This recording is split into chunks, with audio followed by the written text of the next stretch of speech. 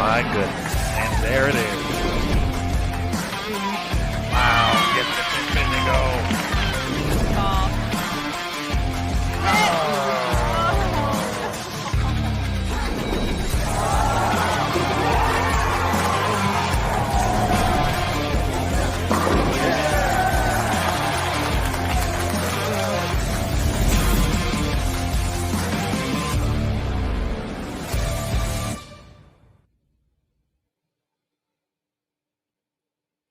Hello again, everybody, and welcome back to Bowl TV for the 2021 PWBA Greater Nashville Open taking place at the Smyrna Bowling Center in Smyrna, Tennessee.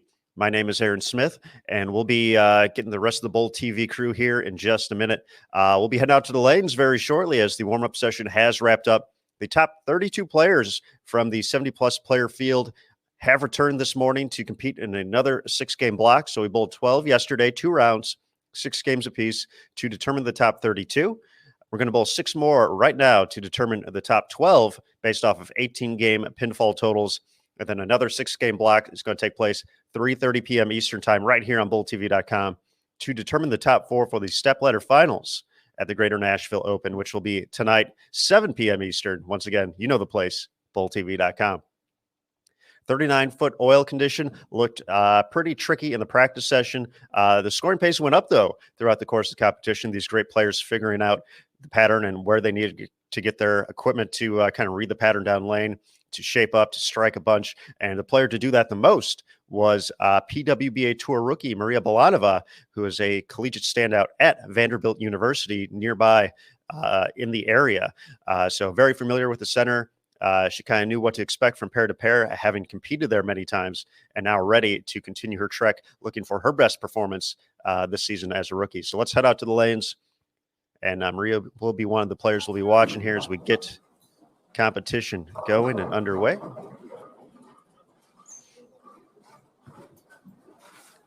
So we'll be on lanes 21 through 24 to kick things off this morning for game 1 of the 6-game block. On 21 and 22, we do have Liz Culkin, Brianna Cote, and Maria Bolanova. Culkin, the final player into the cut for the top 32.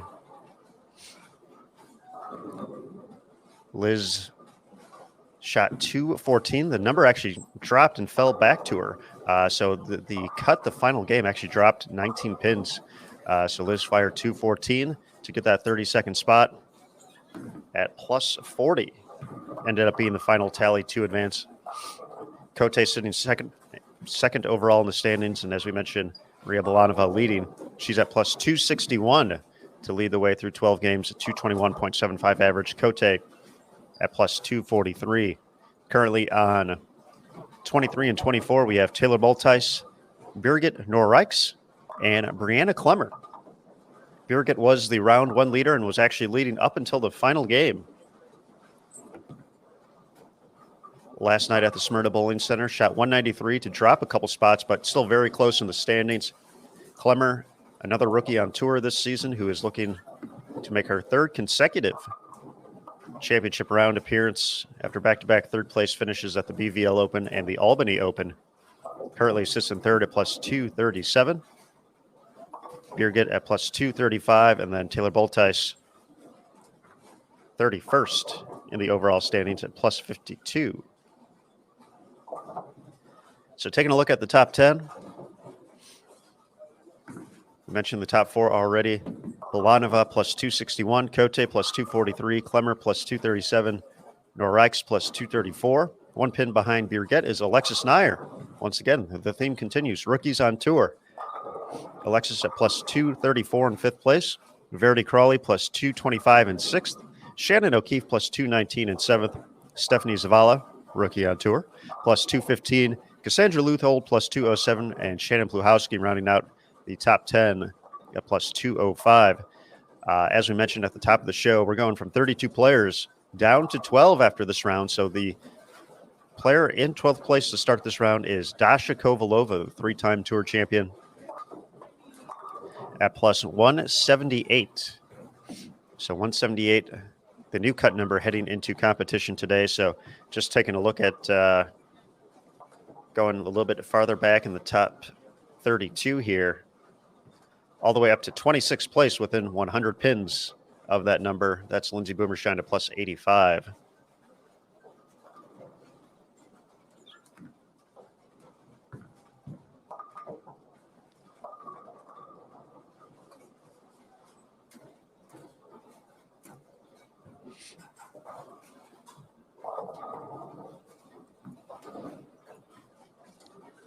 See a lot of good mornings in the Bull TV chat. So good morning to you all. Thank you for joining us as always. We'll be excited to bring you the action throughout the course of competition today. 3 channels available for your viewing pleasure on bulltv.com. For the folks watching on Facebook, we appreciate you checking things out here. All right, see a few comments in the chat as well. Of course, as tradition has played here throughout the course of the PWBA Tour season, we are live for game number 1. And then you'll have to head over to bulltv.com to continue to watch the competition. You can pick up a subscription to check things out, $8.95 for an event ticket, which includes live coverage and the Stip Ladder Finals later tonight, 7 p.m. Eastern, the time for that. Carolyn Dorn-Ballard will be joining us once again on the call. $9.95 will get you a... Oh, Brianna. Hashtag Team No 8 Pin. A monthly recurring subscription is $9.95, which gives you full access to the entire site, so just not the live coverage, but archived events, on-demand video pages, and more. And finally, an annual subscription, $79.95, the best way to support the PWBA Tour. That also recurring. All 3 of those do include transaction fees. Getting some love in the Facebook chat for Jada Horn for making the top 32 as a non-member out of Memphis.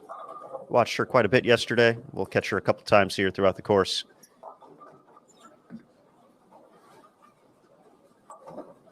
of round 3.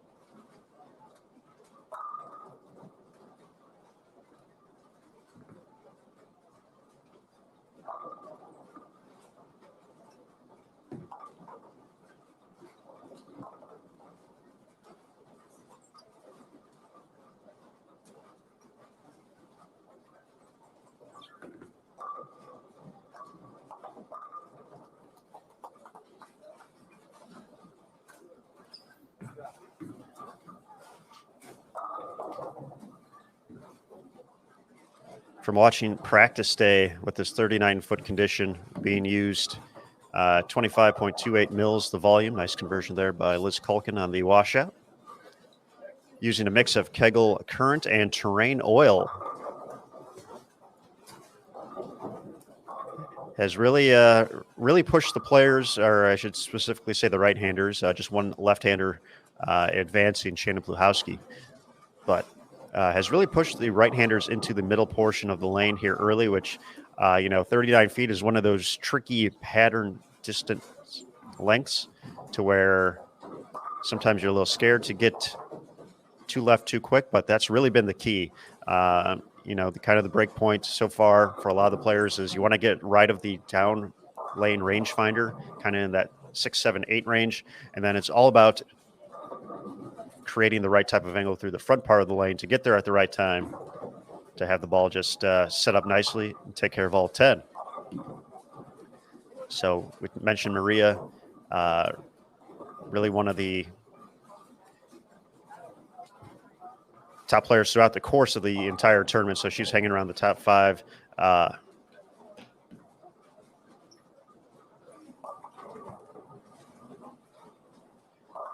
throughout the course of both of yesterday's rounds. And we see so far strong start front three before a 4-pin in the fourth.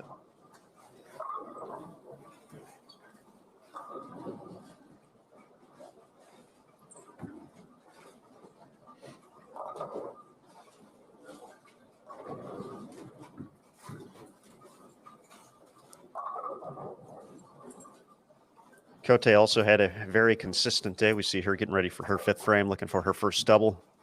You can see it get to about 7-8 right there. And textbook for what we've seen on this pattern at the center. So players not going quite as far into the low end. We mentioned it a couple times yesterday that lanes 1 through 16 had to be replaced here at the center. So those are the newer lanes, so typically playing a little bit tighter. We've seen more scores from the middle of the house, so 52 lanes here at Smyrna Bowling Center. So this kind of proved to be the part of the house where players were able to get their pins at, if you will. So I'll be able to take advantage of these pairs when you have the opportunity.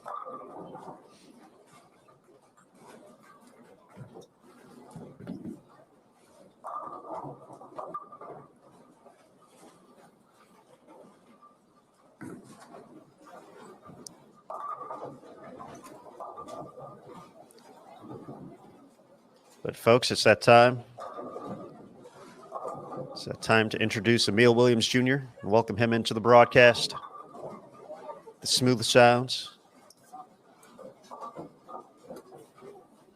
of EWJ. Always a pleasure to catch up and talk bowling with this fine gentleman. So let's bring him in. There he is. Emil, good morning, sir. Good morning. What's going down? Just another day in the life of the PWBA Tour and Bowl TV, sir. Indeed it is. It's a good day.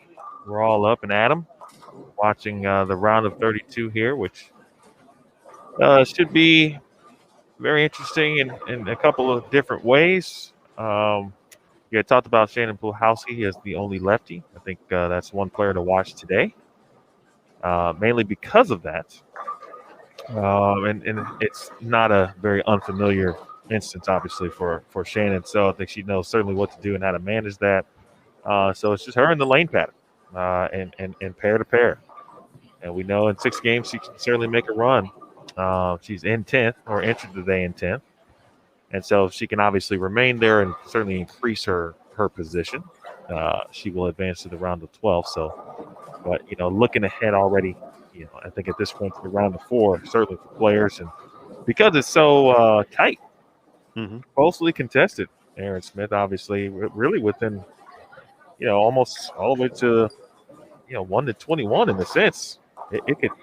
There's a lot of change that could still take place and probably will take place throughout these 6 games. I would agree, and that's something a little different than what we've seen the past couple of weeks on tour, where we've seen a couple players really start to run away from the field.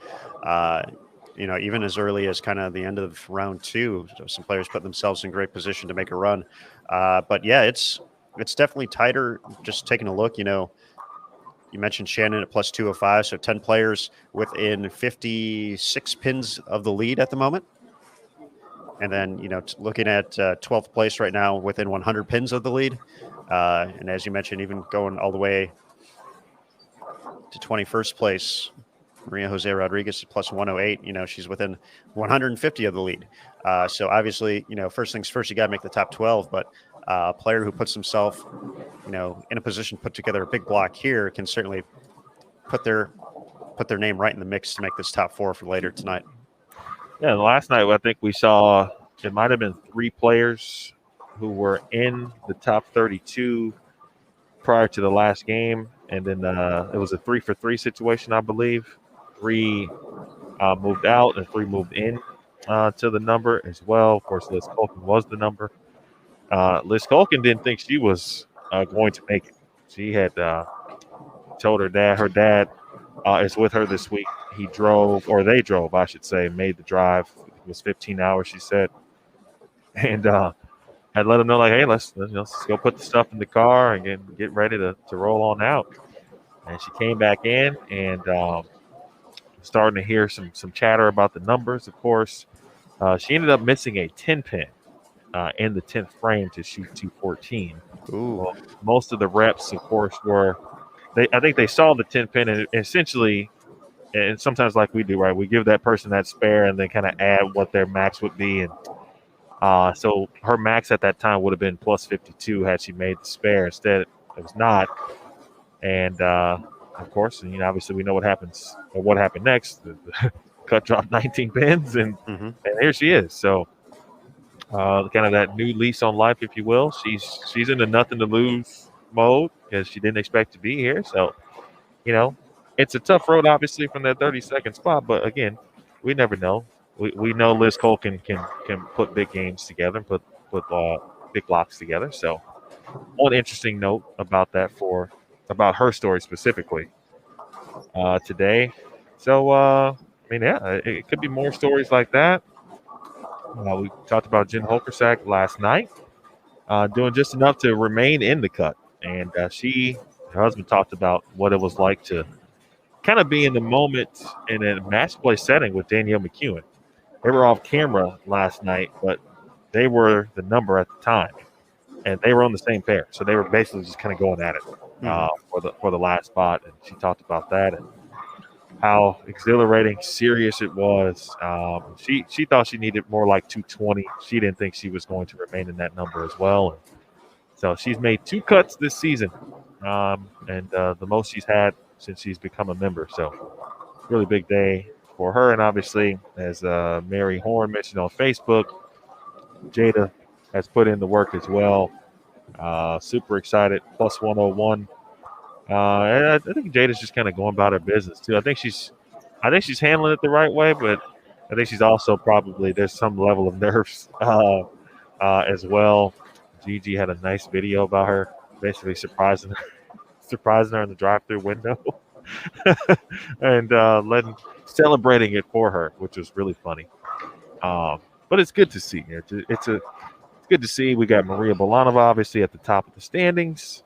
Her first significant impact on this tour as a rookie as well, and very familiar surroundings.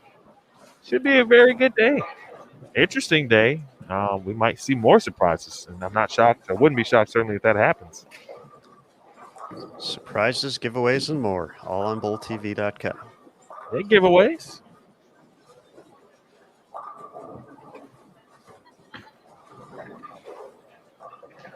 One additional note to add, Aaron, I had briefly spoken with Eric Kraus, Brunswick rep, and he said players are starting left. Some will start further left, even further than they did last night.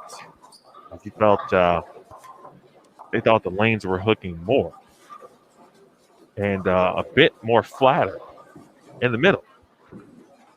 So it could get intriguing. It just keeps me wondering after every time this thing's laid down and each iteration and the field, of course, gets smaller. At this point, I always start to think about what a stepladder finals would look like from the lane pattern perspective with 4 players, and then obviously the opportunity to practice on the pair, and then if you want to, try to break some stuff down for yourself, that kind of thing. Scores haven't been as low, I think, as maybe some may have thought. They certainly haven't been all on the higher side as well, but we've seen multiple players shoot 250, 260, so that is available. But there's also some level of patience I think a lot of players have shown until they get those pairs that allow them to shoot 250, 260. Just a little patience. Yeah. It's a virtue, I've heard.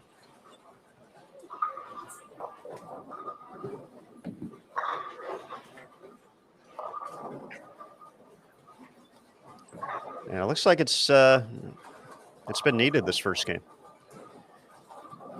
Liz Culkin in a position to convert the 310 and potentially put together the good old Dutch 200 to kick things off here.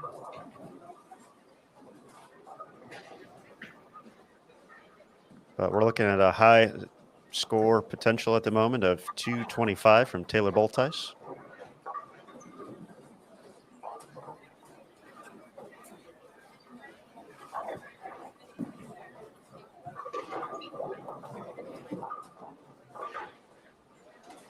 Nice cover of the 210 there from Balanova.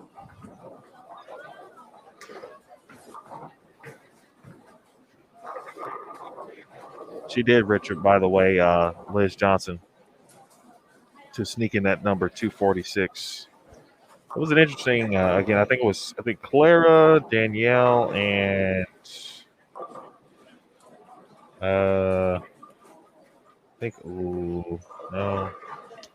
Clara, Danielle, and Jordan Richard all fell out of the number in the final game,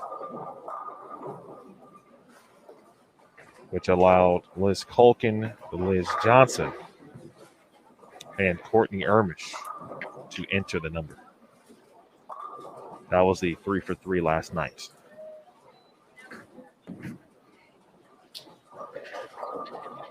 Aaron, you've been on, obviously, at every event at some level, from Texas, of course. But was last night maybe the most or the highest number of players to enter or exit a cut in the last game, you think? Does that sound kind of familiar? Not that we kept track of that kind of thing, but it's a good question. I feel 3 is a high number for that, just in general, because usually, it varies from event to event, obviously, with how much there's been quite a few 710s today, by the way, just in this first game.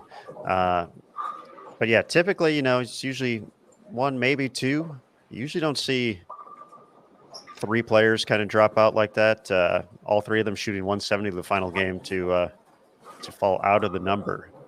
But I feel it's dependent on scoring pace too. When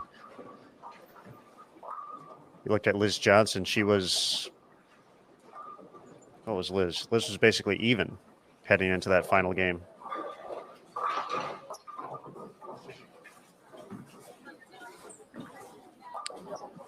She was +8 and 51 pins out, shot 240. So one of the things you can always see out there is the potential of a big game to kind of mix things up and toss a person well into the number. Liz probably still didn't think she had enough, but the number drop in 19. That was, I think that was the strangest part about last night, was seeing it go from it kind of been steadily moving up from game to game, and then to have it drop that much, I think was the big surprise.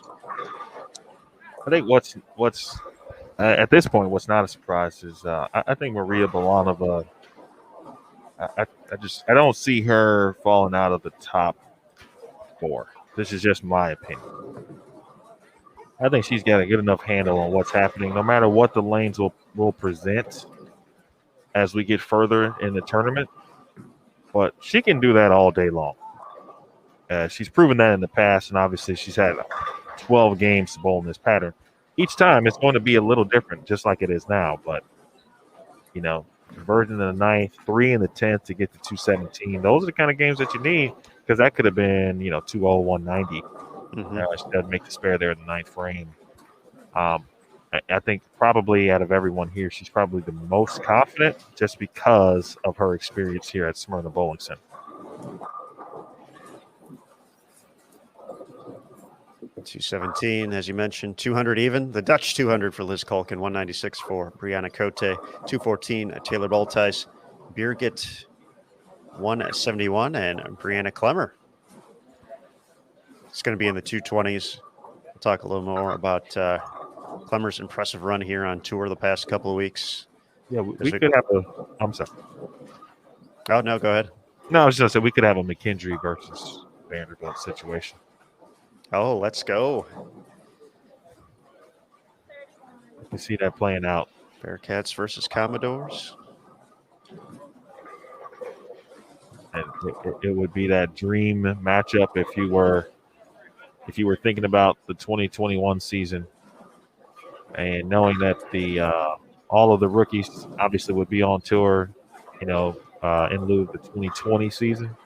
You would definitely think, all right, at some point we're going to see a Brianna Klimmer versus Maria Balanova for something meaningful, and you can't get more meaningful than a championship, just like they've done in the past collegiately.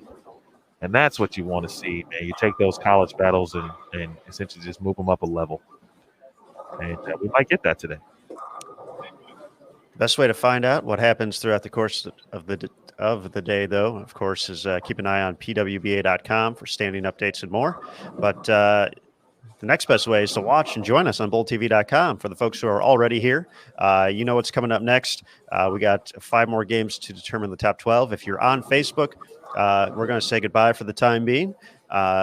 So head on over to BoldTV.com, pick up a subscription today, and join the action. Join the Bowl TV chat community as well. A lot of great folks in there having a good time talking about bowling and jackets as well. So we'll take this opportunity now. If you're on BowlTV.com, we're going to take just a very quick break. We'll be right back for game number 2. And if you're on Facebook, head on over to BowlTV.com, join the action, join the fun from the PWBA Greater Nashville Open. So we'll be right back here on Bowl TV.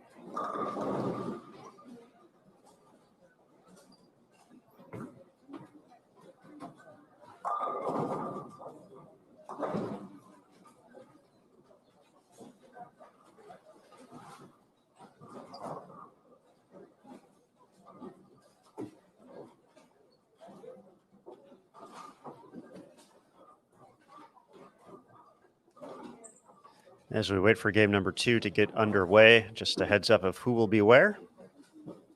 On PWBA 1, that's what we're watching right now, lanes 21 through 24.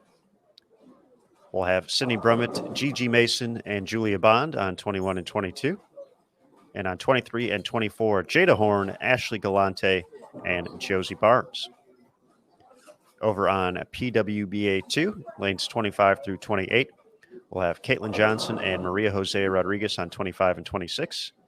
And then Liz Culkin, Maria Balanova, and Brianna Cote on 27 and 28. And then on PWBA 3, lanes 29 through 32, Taylor Baltais, Brianna Klemmer, and Birgit Norreichs on 29 and 30. And then on 31 and 32, Liz Johnson, Verdi Crawley, and Alexis Nair. Thanks again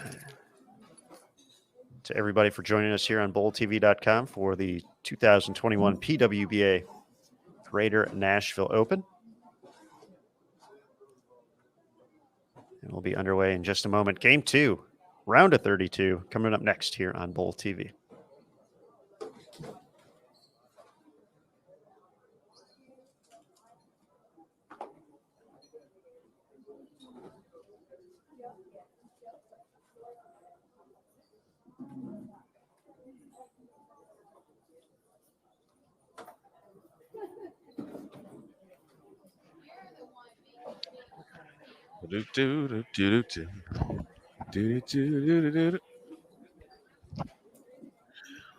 I like where Dylan's mind is going. That would be cool.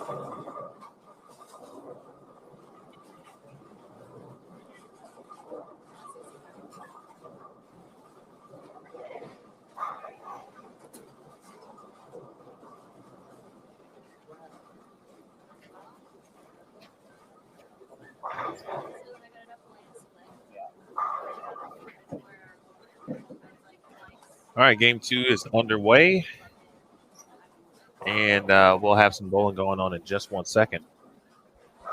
Here on 21 through 24, we just talked about Jada Horn. We get a chance to see her, along with Josie Barnes, Ashley Galante, Sydney Brummett, Julia Bond, and Jasmine Mason. And good opportunity to welcome in Curtis Von Kruger this morning to the broadcast. Curtis, how you feeling? I'm feeling great. Good. It's a good morning to watch some great bowling. It's definitely a new day, and with that, some new challenges being brought to the lanes right now. Across the house, scores seem pretty low. Kind of cursory glance, only a few games over 220 being shot. The lanes are hooking a lot earlier already, and you can see. I'm sure you guys have seen on the broadcast already. Ladies are playing a lot more in even than they were the second block, standing. A lot of girls sliding left at 27 already, throwing at 17, 18, trying to get it out. The trick is to get it through the mid lane right now without it jumping at your toes, and it's creating some issues for people. And so as we move forward through this block, the transition I feel like is going to be even trickier than it was even in the second block yesterday. So look for that migration in, and you're going to see some pretty deep plays. We get into games 3 and 4. Score when you're on the lower end, manage it when you're on the higher end, because the high end is definitely, again, as it was yesterday, it was hooking earlier than the low end of the house, and it's even more so pronounced. This block with the down lane playing a lot tighter too. So that makes a tricky combination right now, Emil, and we're going to see some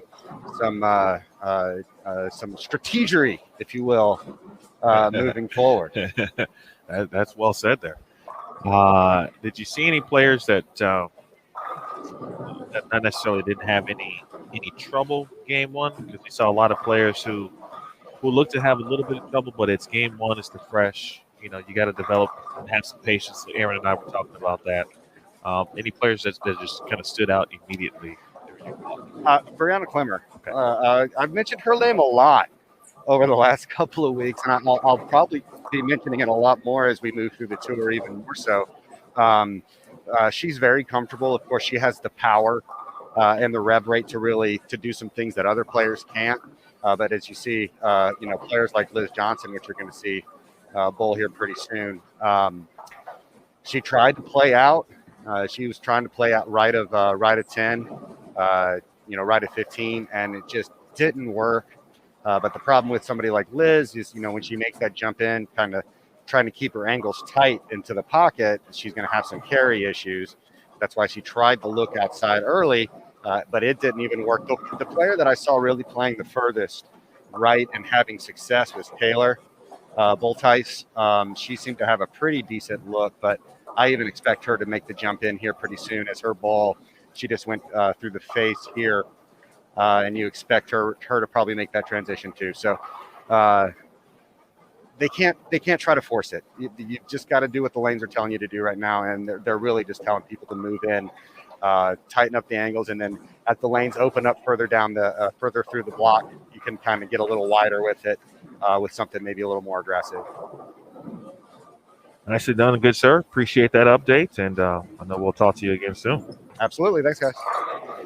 There's my guy Curtis Von Kruger with a good update. Just saw a couple of questions in the chat regarding live scoring. No live scoring this week.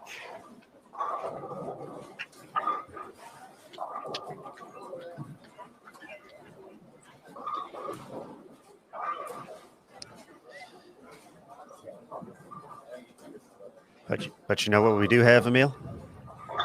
Score dash? We have an update available online right now as well. And we have a new leader. That we do. Da, da, da. How about that, huh? It'll make a lot of people happy. This is true. Fan favorite here on Bull TV. Verity Crawley moves into the top spot after 255 in game one. She's at plus 280. She is 2 pins ahead of Maria Bolanova at plus 278. Brianna Klemmer holds on to third, plus 261. And Alexis Nair moves into the top of 4. So right now, 3 rookies in the top 4. Talk about this youth movement, folks. Nair at plus 249, 10 pins of Brianna Cote at plus 239. Shannon O'Keefe and Shannon Pluhowski tied at plus 209. Birgit dropped to plus 206 after 171 in game one. Cassie Luthold holds on to 9th place, plus 205. Kayla Pashina, plus 201. Stephanie Zavala in 11th, plus 195. And Missy Parkin at plus 182, currently the cut number. First player out, Daria Payuk, plus 173. Valerie Bercier, plus 168. Dasha Kovalova, who was in 12th, drops to plus 160 after 182. Julia Bond, plus 158. Tanya Ramanpur, plus 143. Gigi Mason, plus 128. Ashley Galante, plus 113. Lindsay Boomershine, plus 99, your top 20.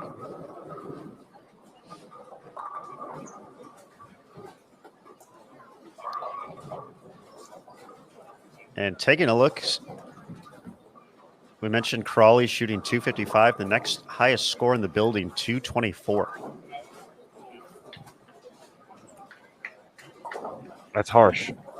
With Brianna Klemmer, so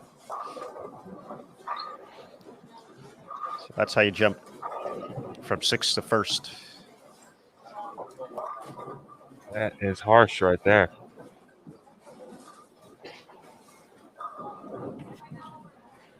I mean, just looking at this top 12, Aaron, there's, storylines for each. Obviously, Verity looking for her first title. And is it 5? Are we up to 5 runner-ups?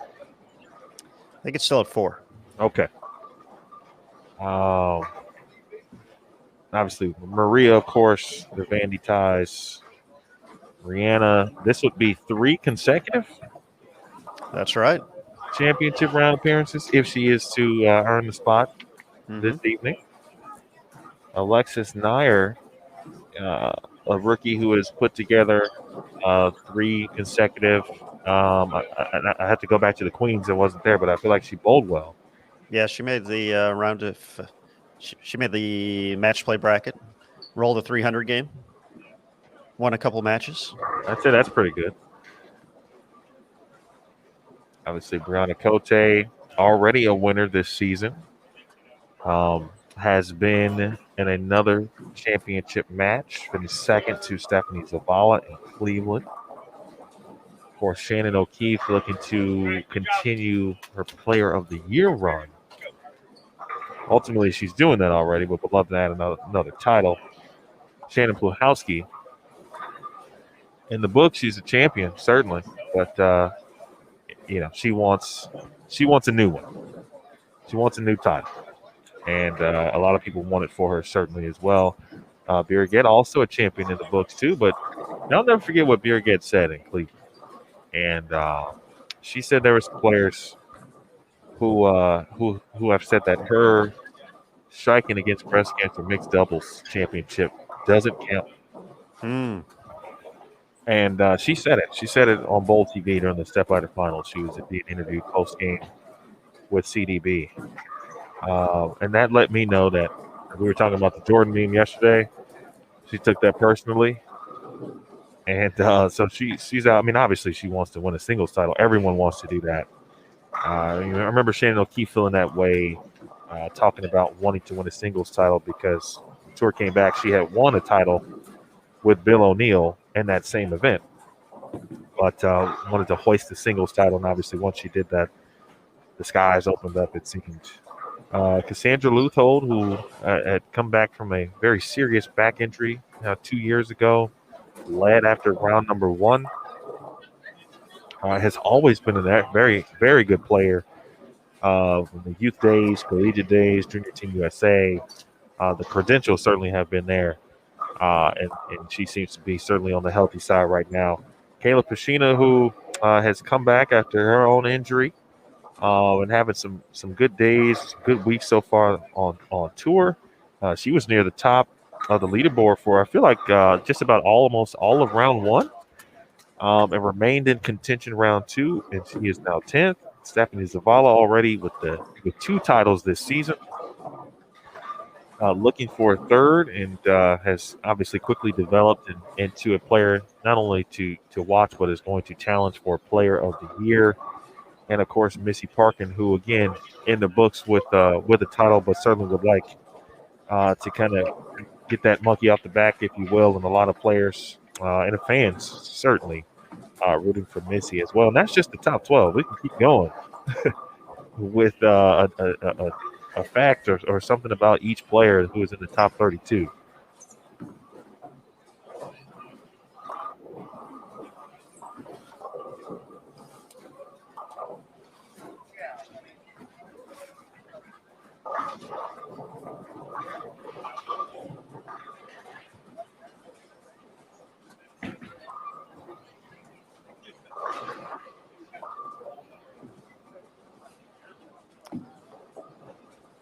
One player on the outside of the top 12 at the moment, Julia Bond, starting off with the front 4 on 21 and 22 at plus 158, so less than 30 back.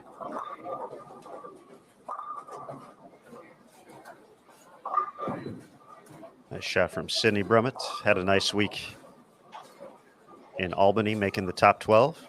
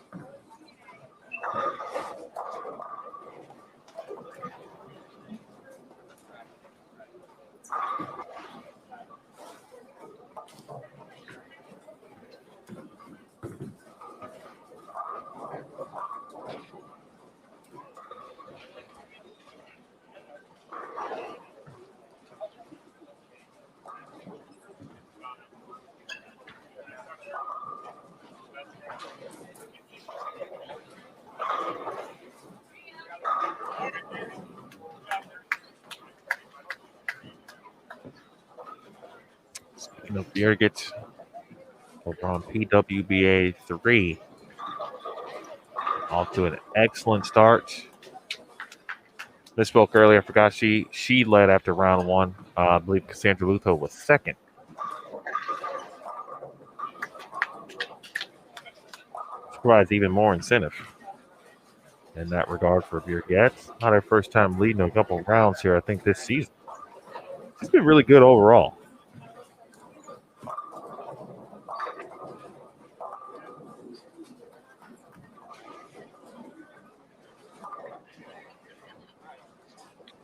all the players, or at least several, on who we're watching now, trying to rebound from some tough starts. Gigi shot 179. Josie shot 165. Jada Horn also shot 167.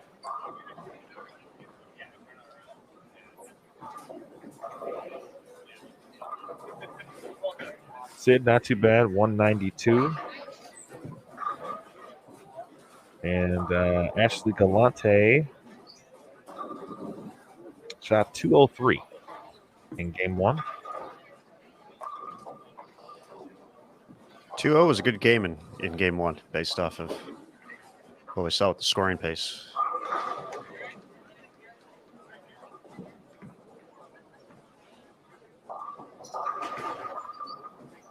It was a really good shot there. You see Sid's versatility. Yeah, last week we saw her throwing urethane up 3-4. And obviously this week having to move to another part of the lane. 2 to 3 zones left.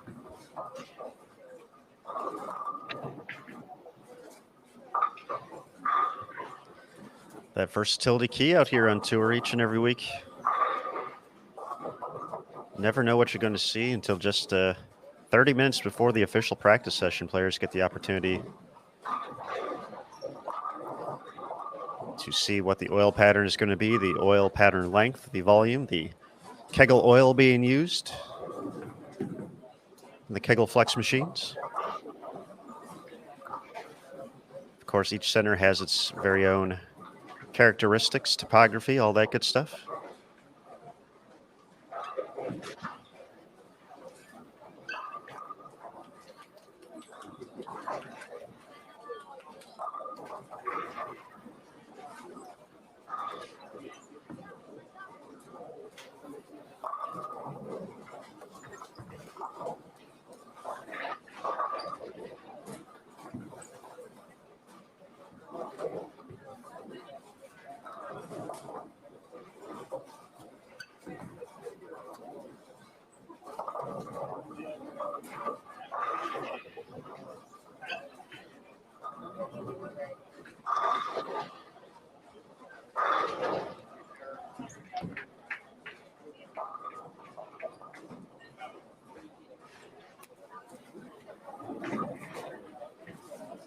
Aaron, there's the potential. I don't think it's going to happen. I like potential. But we could see another lead change. Oh. After this game. Oh. Potential.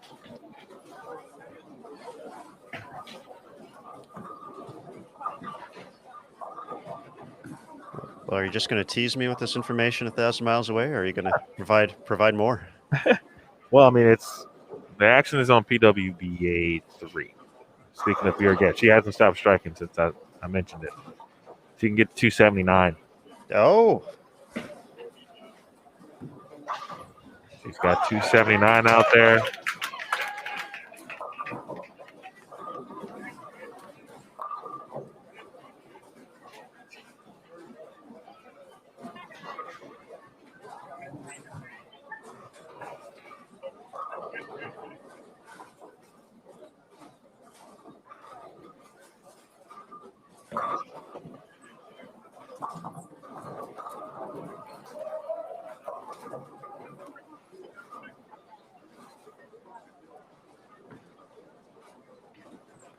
And Liz Johnson just did some very GOAT-like stuff.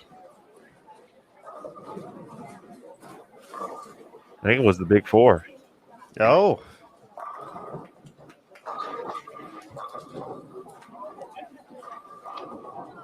How about that?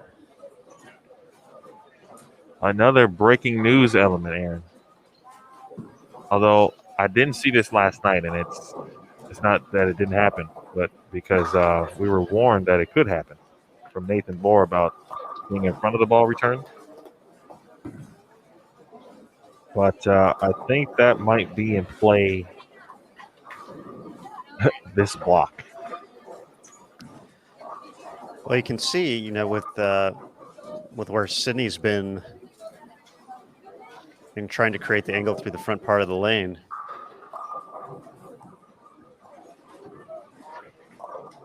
She looks like she is getting into that potential.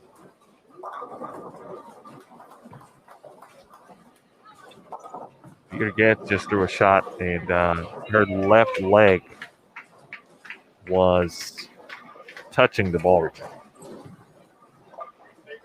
He was on the right leg. That is one of the things she felt like she could do here. When we talked to her after round number 1, was that she kind of felt her ball was going to hook. She knew if she got it right, she would see the motion she would want to see. So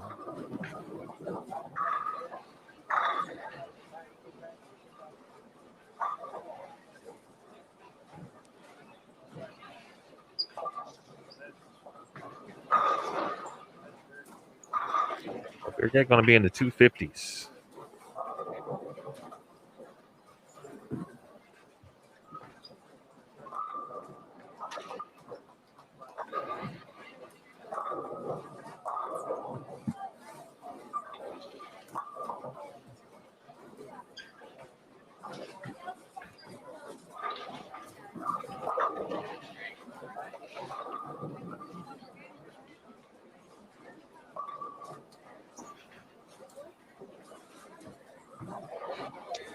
Galante could sneak up on some people here today.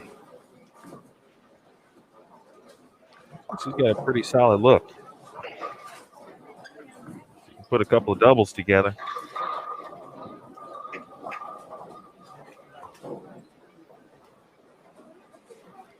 She's currently in the mix, plus 113.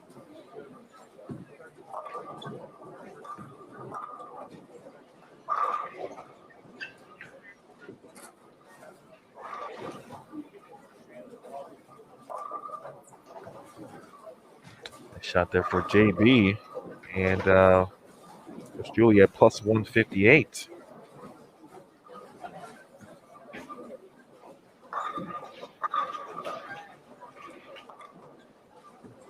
Looking to get 47 pins added to her total.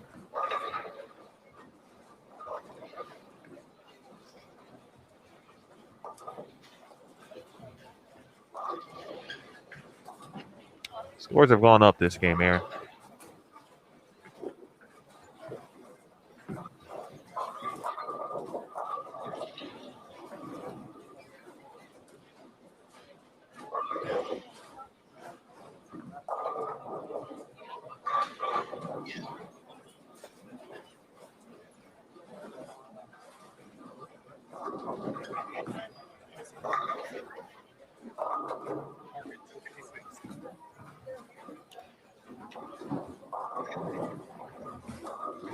Missy Parkin, 256.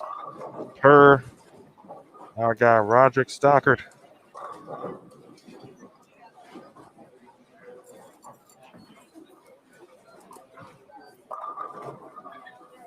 Appreciate Roderick. We got him a media credential today. He's official now. It's not messing around. Courtesy of Tennille. Very nice. Funny story because, Aaron, you haven't been out, but you've probably heard us talk about the red tape or heard Tennille's announcements about it. So it's clear where fans can be and obviously where the bowlers area is, essentially. And this morning, Roderick was like near the tables, technically inside the bowlers area. And she saw him while she was doing the announcements. She had access over, like, hey, who's that guy?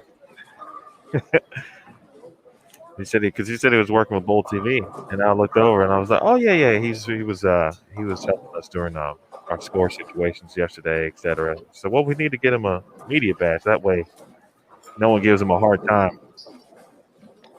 Let's do that. So thank you. Very nice. Official. It's like Julia Bond, 246. Sydney, 216. Gigi can get to 215 this game. Ashley Galante going to be in the 2-0s for the second consecutive game.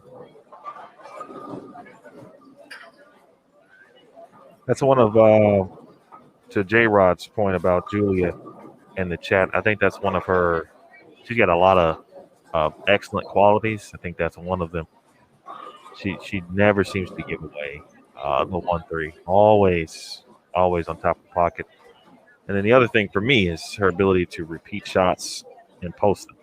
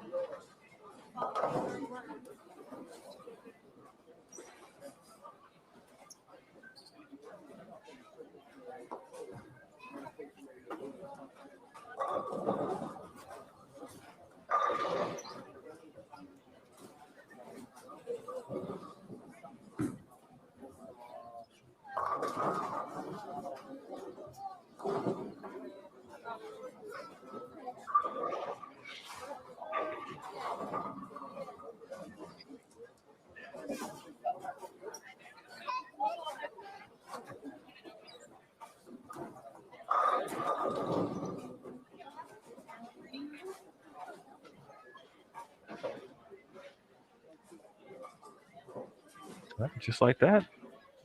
Game 3 or 2, excuse me, is almost complete. Just a few shots left down on 37 and 38, and a couple left on 23 and 24 as you watch Josie Barnes finish up.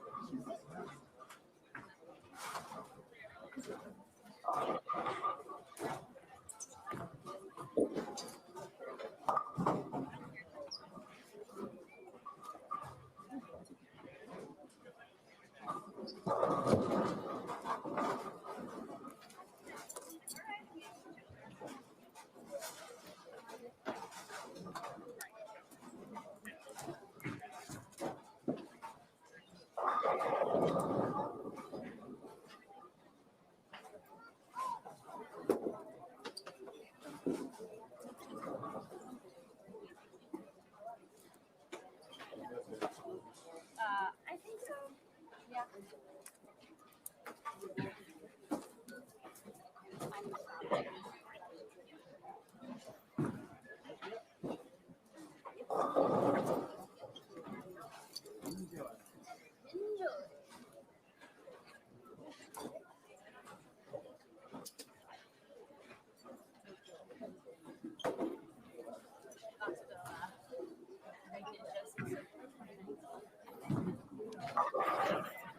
As we get ready for game number 3 here in the round of 32 at the PWBA Greater Nashville Open.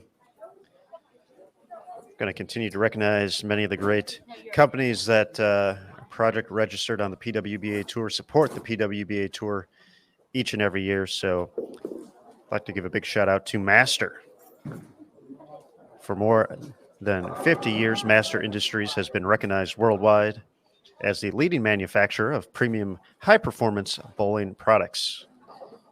Be sure to check out Master and all of their great products. And of course, a proud sponsor of the PWBA Tour.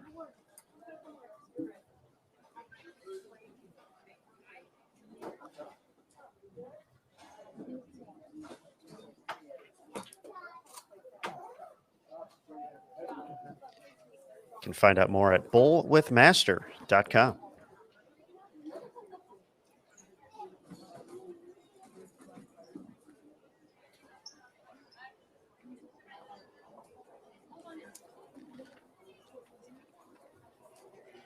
It's that awkward moment where there's no sounds of bowling going on at the bowling center at all.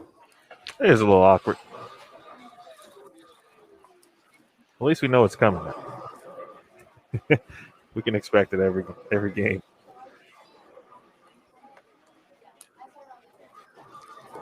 So let's see. We're still on PWBA 1, so let's see who will be. We are using lanes 21 through 42 for this round. Looks like on PWBA 1, 21 through 24, Lindsay Boomershine, Daria Payuk, Valerie Bercier, Sandra Gongora, Tanya Ramanpur, and Missy Parkin will be joining for this game, Game 3. Actually, looks like everyone's just moving over just a couple lanes here. So Sydney Brummett, Julia Bond, Gigi Mason, Jada Horn, Josie Barnes, and Ashley Galante will be on PWBA 2. Then on PWBA 3, Caitlin Johnson, Maria Jose Rodriguez, Liz Culkin, Maria Bolanova, and Brianna Cote.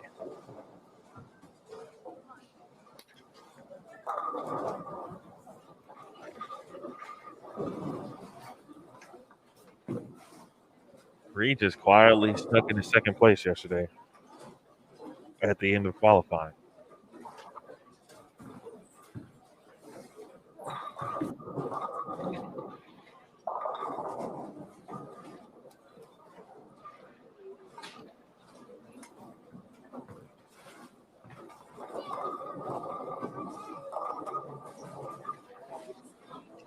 Good friend Sarah Strickland here this week watching.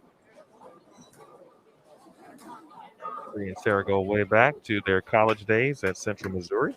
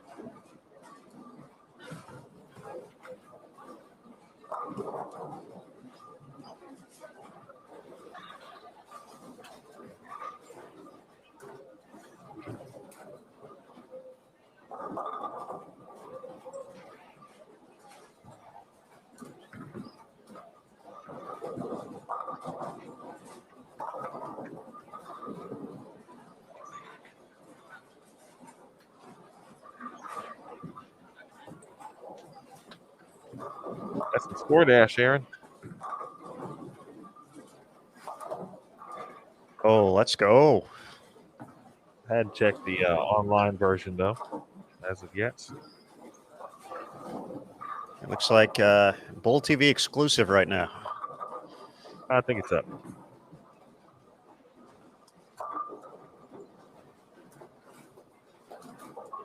I believe it's available.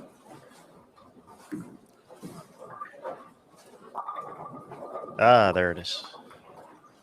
All right, I see it now.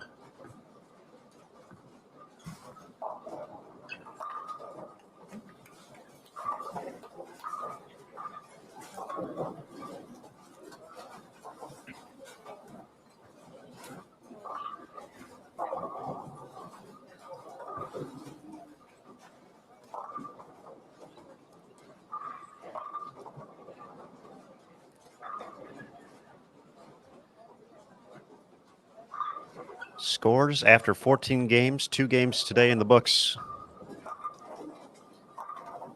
Reclaiming the top spot, Maria Bolanova, plus 284. Brianna Cote, just 3 pins back at plus 281. Verdi Crawley, drops to third, plus 271. And Birgit Norex, plus 264. In fourth place, Alexis Nyer, plus 253 in fifth. And Brianna Clemmer, plus 245 in sixth. Missy Parkin, coming out of the gates, 221 and 256, jumps all the way to seventh place at plus 238. Shannon O'Keefe at plus 221. Cassandra Luthold at plus 217. Stephanie Zavala plus 215. Shannon Pluhowski plus 212. And the number after 246 last game is now Julia Bond at plus 204. First player out, Valerie Bercier at plus 202. And then there's a bit of a drop off to plus 171. Kayla Pashina in 14th. Tanya at plus 166. Dasha Kovalova plus 152. Daria Payuk at plus 134. Gigi plus 133.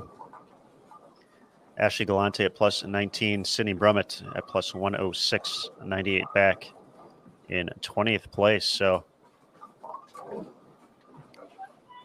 from first to 13th now, separated by only 82 pins.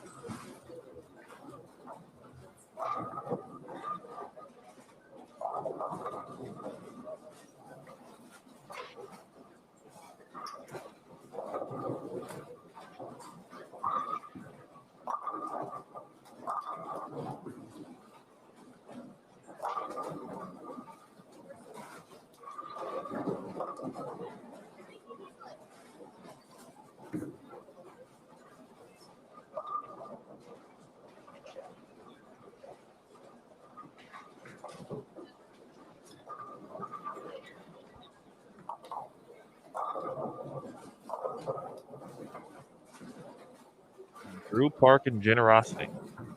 You know, I was just talking about him, right? I don't know if it was yesterday or maybe last week, but we were talking about giveaways and how we've had different things, or maybe some player or some viewers were talking about like jersey giveaways. I mentioned how Drew and Missy have offered in the past to have a giveaway, or a jersey giveaway, I should say, of Missy's replica. And there he is.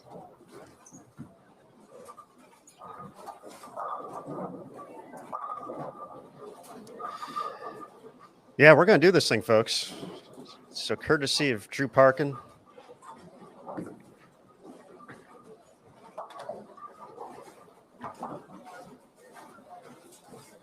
One of the top dudes in the land. We will be having a giveaway for a Missy Parkin Coolwick replica jersey, courtesy of Drew.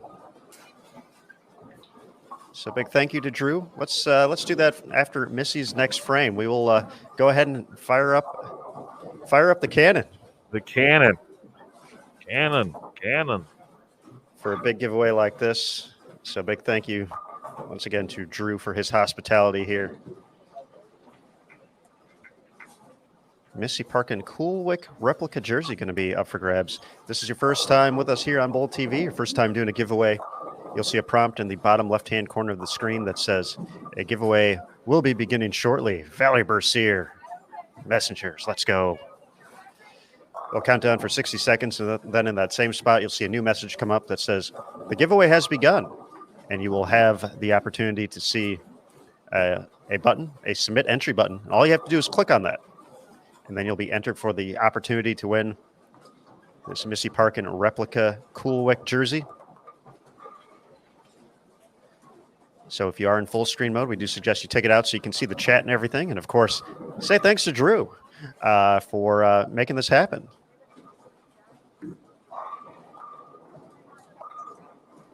And Missy gets the hit. That's what we're talking about. The good karma is flowing, folks, here at the Greater Nashville Open. So giveaway, it's time. We're going. Good luck, everybody.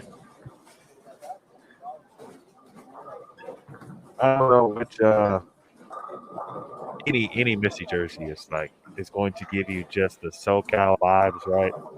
It's to put you in a very tranquil-like state where you're thinking about your toes in the sand and palm trees around with beautiful sunshine and the ocean beach is there for you.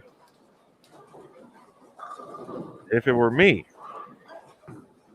I need the license plate jersey. That's just me. Oh, 100%. That's my favorite. If you weren't going to say it, I was going to say it. But you can't go wrong with the license plate jersey.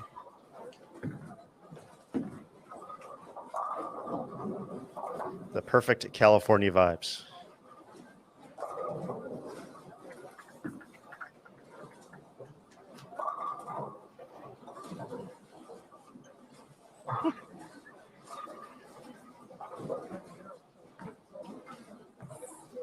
Good luck, good people. And thanks again, Drew and Missy. I'll thank her in person after this round.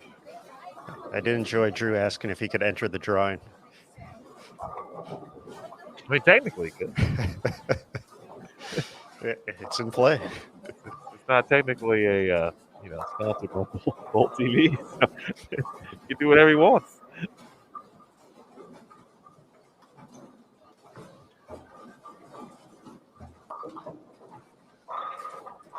Scores are, I mentioned they were picking up, obviously, in Game 2, and that's continuing not only on this particular channel, but across the building.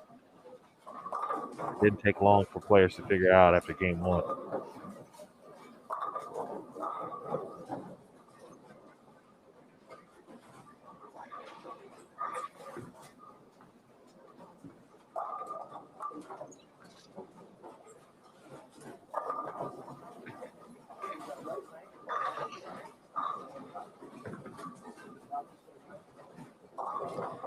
We have a winner, CDW 80.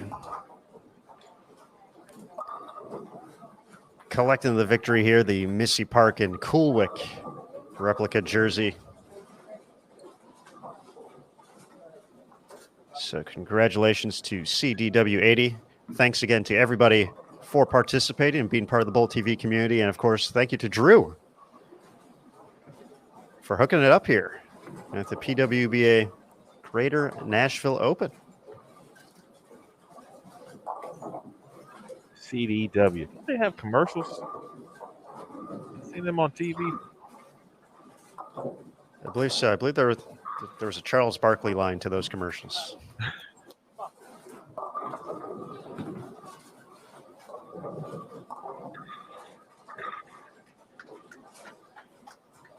Brianna Cote trying to do some stuff over on PWBA 3.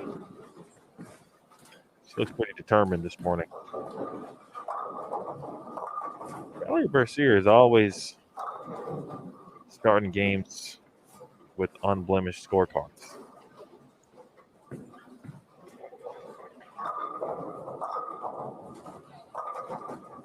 Oh, come on.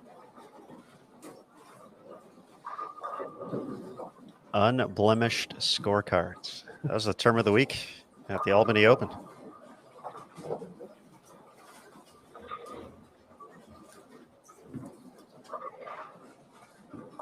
Emil, I'm still a proponent of someday creating Bowl TV Bingo, where players can download popular catchphrases spoken most weeks on PWBA Tour broadcasts, depending on who's in the rotation that week. Get some how about that's and from way downtown. Like a soundboard?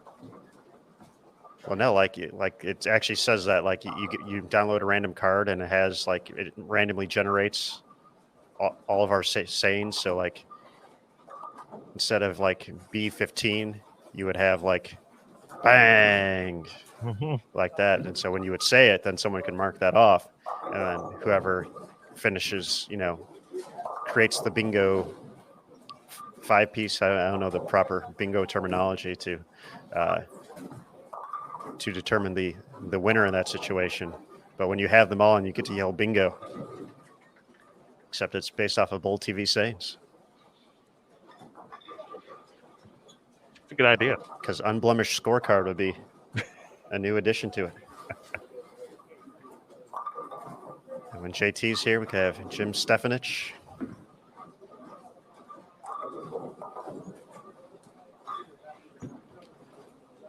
Well, you can remind them next week.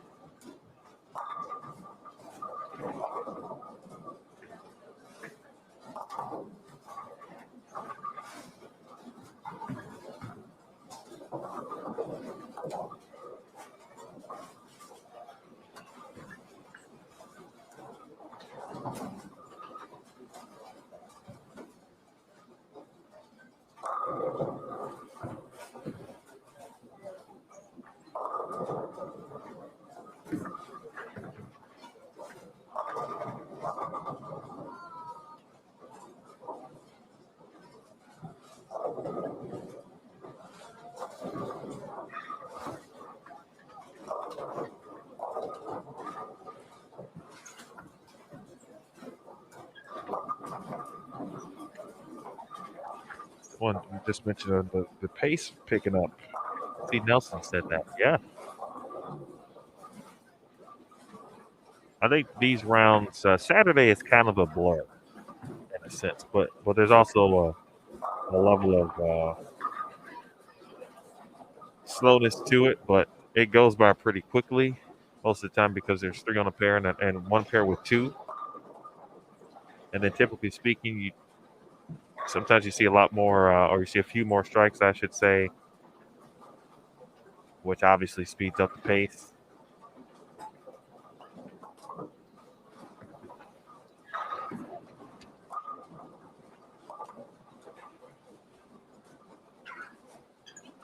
Veronica Cote with a good chance to be in the 250s. Caitlin Johnson getting the 240s.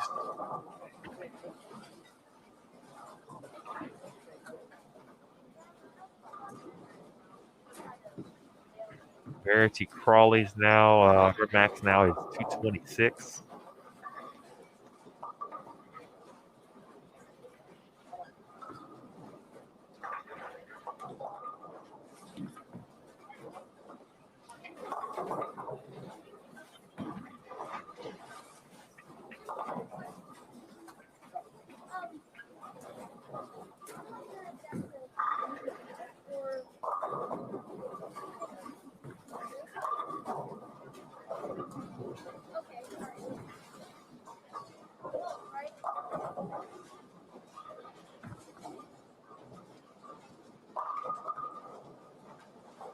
Wow. Allie Bercier is just such a wonderful player and person. Every time I watch her bowl, I just marvel at her physical game. Yeah, I would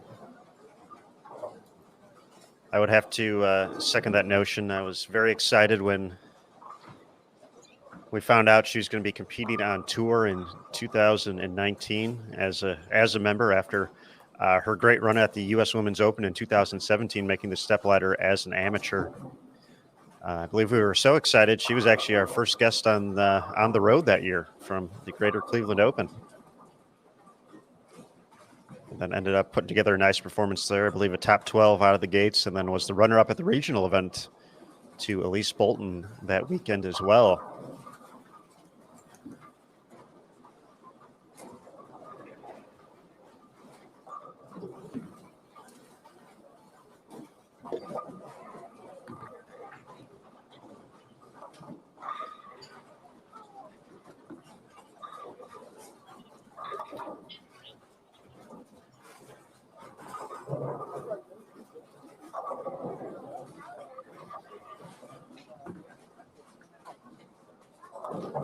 Oh,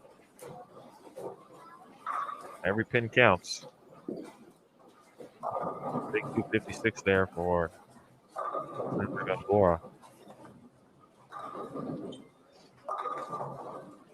She too searching for her first PWBA title.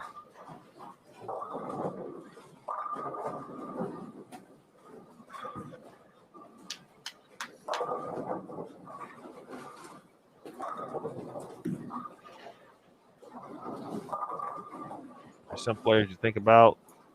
Missy, it's 9 on that fill. 209. And we just think back to Sandra's Leach days at Wichita State. First got a glimpse of her as a player. And he just went, wow. Talk about elite physical game skills.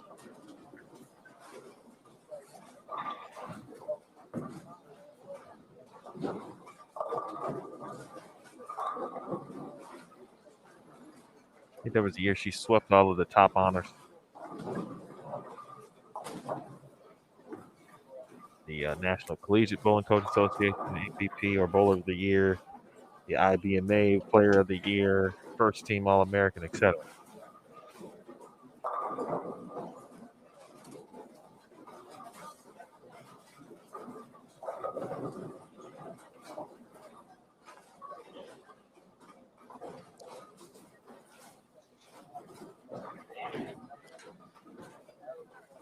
Well, Emil, since I'm a nice guy,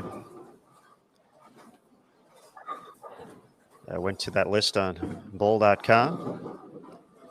Looks like that might be the 2008-2009 season for Gingora. She was the player of the year for the NCBCA.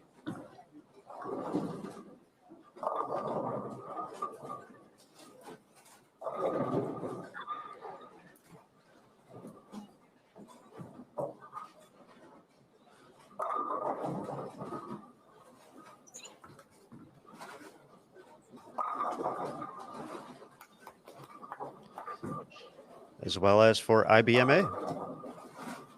Who was on the All-American first team All-American list that year?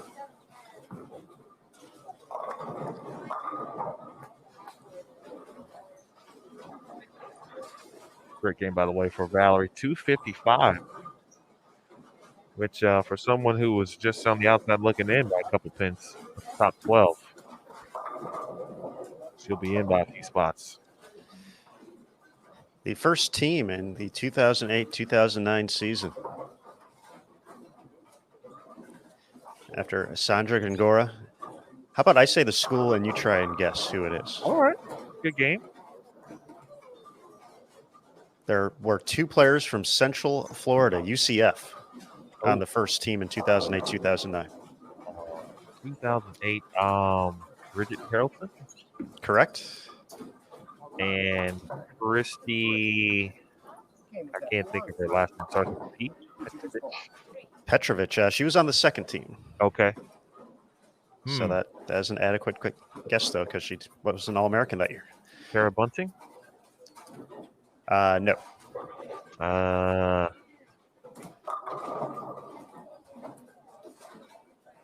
JB.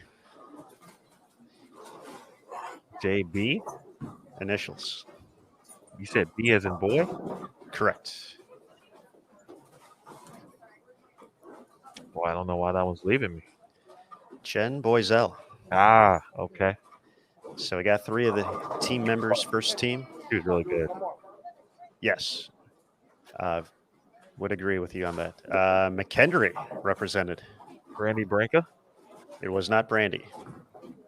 Rebecca Van, that's her current name. You are correct, though. Rebecca Dyers. Yes. Her married name is Rebecca Van Spoik. And then the final player from that team from Penn State. Oh. I don't think I would know that. Yeah, that one's tough. Liz Seibel. Oh. She was also very good. How about that? Looks like we still got a little bit of bowling left here on PWBA 2. We'll head over there real quick. BG is finishing up.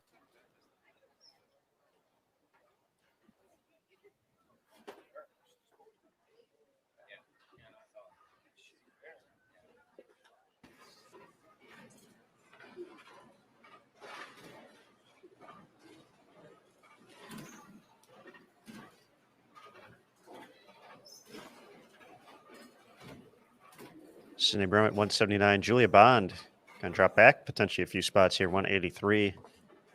And then Gigi looking to get to 194 on 25 and 26.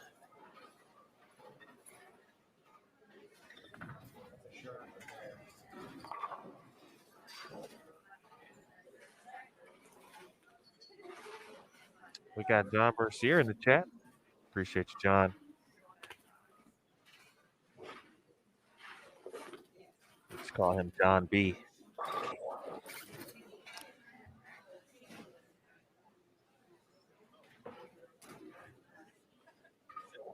That is a good dude right there. You know a little bit about John B., Aaron?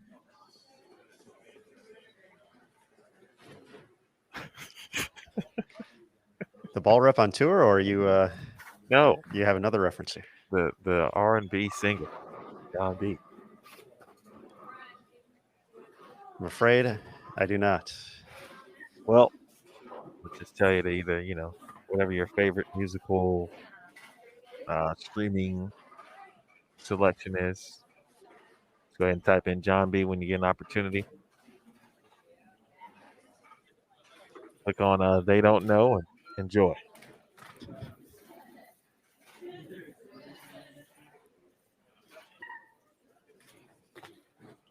But what happens if they do know? Then what, Emil? Then No, they don't. Trust me.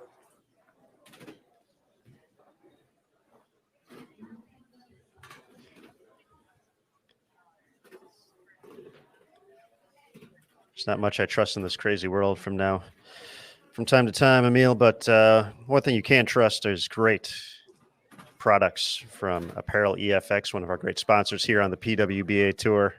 Be sure to visit www.apparelefx.com for custom uniforms for all sports. Big shout out to Apparel EFX for their continued support of the PWBA Tour. Of course, Brianna Cote, one of our players on tour, part of that. Excellent company, so thank you again.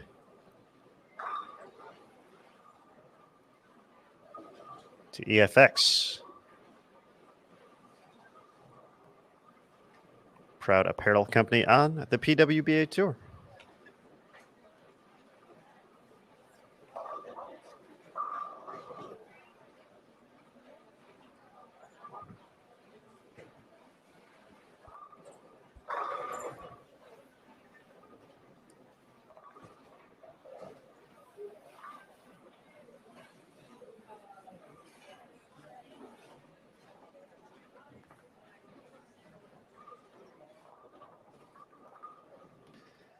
All right, folks, as we get into game 4 here, round of 32 at the PWBA Greater Nashville Open. Let's check in again with Curtis Von Kruger for an update.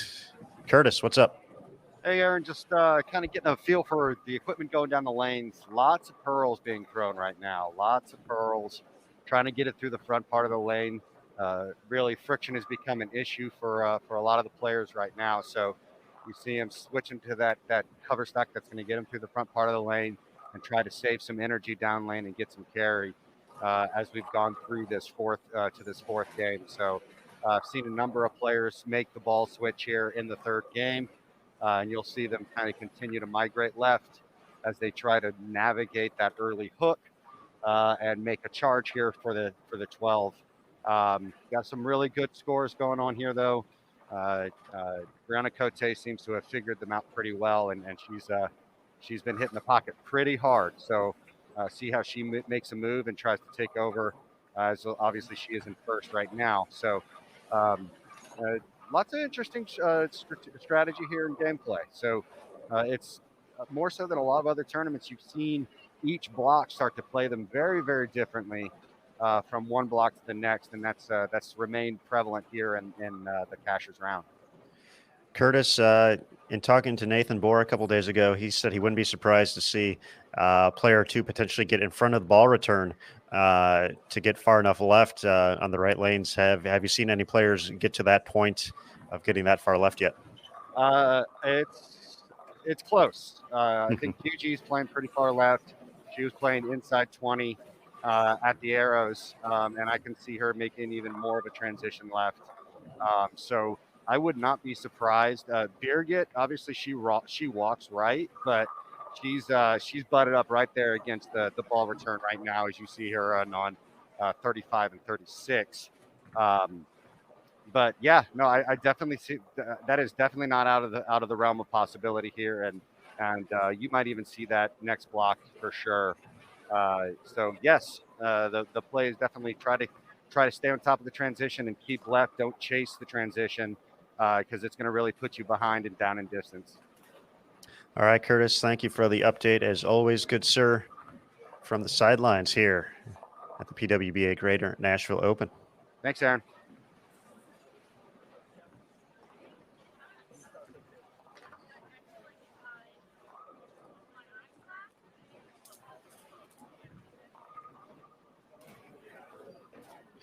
As Curtis mentioned, Brianna Cote moving into the top spot. Games of 196, 242, and 258. She's plus 96 for the block, plus 339 overall to move to the top of the leaderboard. Verity Crawley sits in second at plus 297. She's tied with Maria Belanova. Birgit at plus 293. So right now your top four, plus 339, plus 297, plus 297, and plus 293. Alexis Nyer holding on to that fifth spot at plus 267. Shannon O'Keefe at plus 265.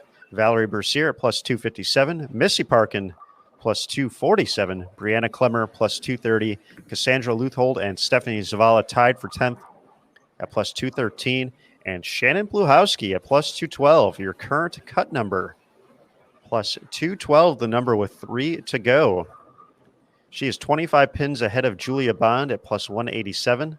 Dasha Kovalova's at plus 175. Tanya Ramaper at plus 169. Kayla Pashina at plus 152. Caitlin Johnson plus 148. Daria Payuk plus 146. Gigi Mason plus 127. And Ashley Galante at plus 118. Your top 20 at the moment.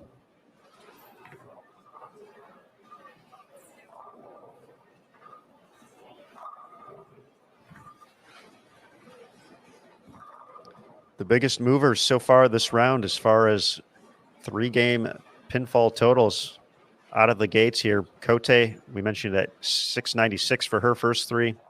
Valerie Bercier not too far behind at 692. And Missy Parkin at 686. Verity Crawley, 672. Birgit, 658.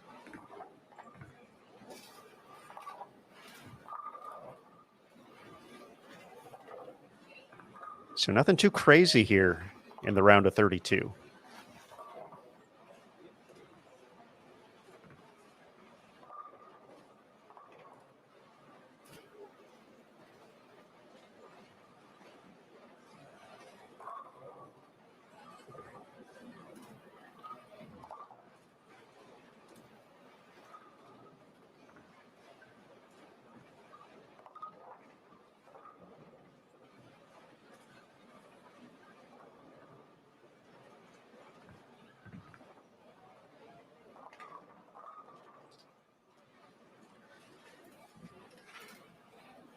Taking a look at our Bowl TV channels right now, we are watching PWBA 2. On PWBA 1, on 21 and 22, Dasha Kovalova, Pamela Alvarez, and Kayla Pashina. On 23 and 24, Valerie Bercier, Lindsay Boomershine, and Daria Payuk.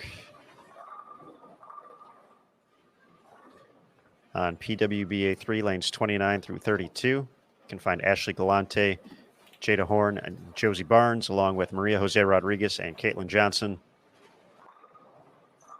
And right now on PWBA 2, lanes 25 through 28, you're watching Missy Parkin, Sandra Gongora, Tanya Ramaper, Sydney Brummett, Gigi Mason, and Julia Bond.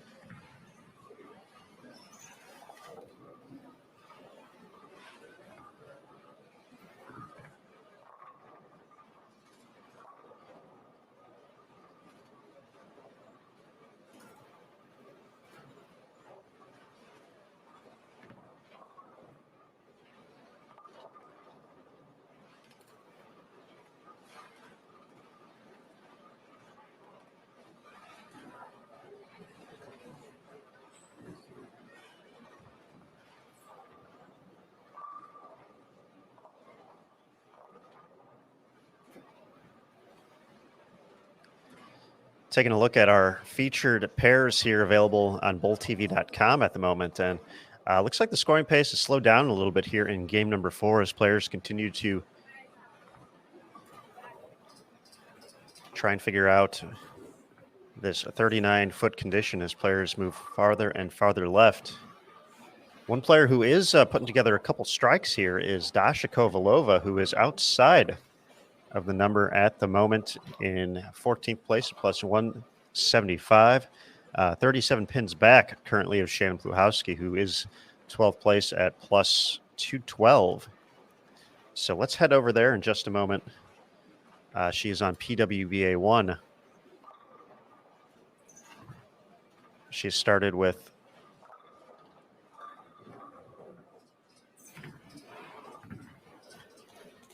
I believe 5 out of the first 6.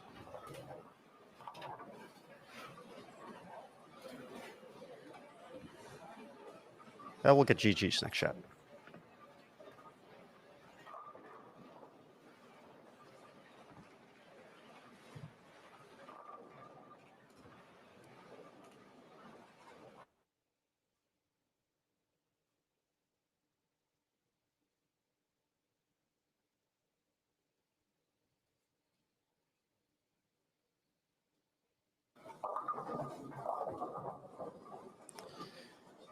All right, so this will be our first opportunity to see Dasha along with Pamela Alvarez and Kayla Pashina.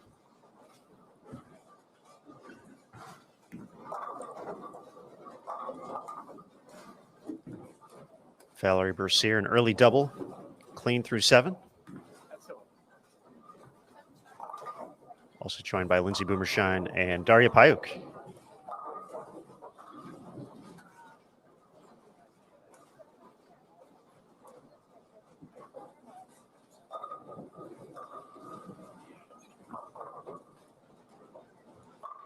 So Dasha is going to be stepping up momentarily far left of your screen on lane 21.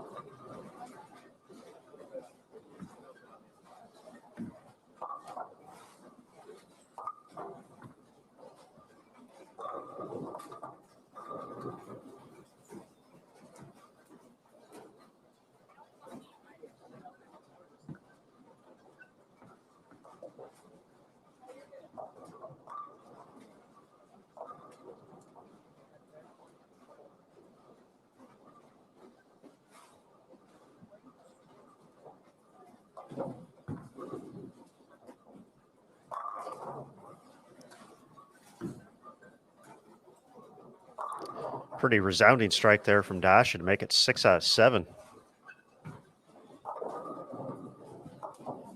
She'll be heading to familiar territory next week as the PWBA Tour returns to executive strike and spare for the Louisville Open.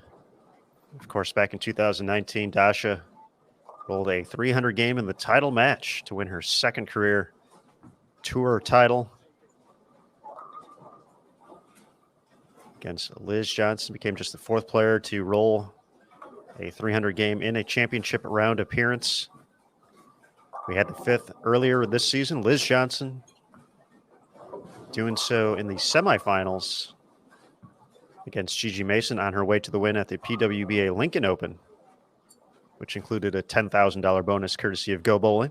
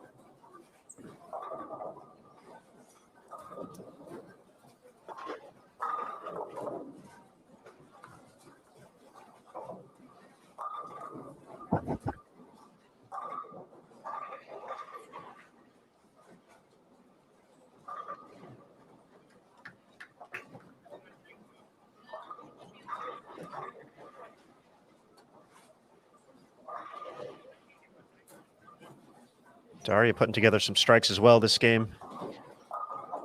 She's going to need a pretty solid final 3 games to get in the mix here. Plus 146 at the moment. And could use a trip 9-pin here and there as well. Does not get the hit in the 9th. Kovalova stepping up in the 8th. It's going to need to hold. Gets a little tougher there with the 6-pin falling out. Hey, when that happens.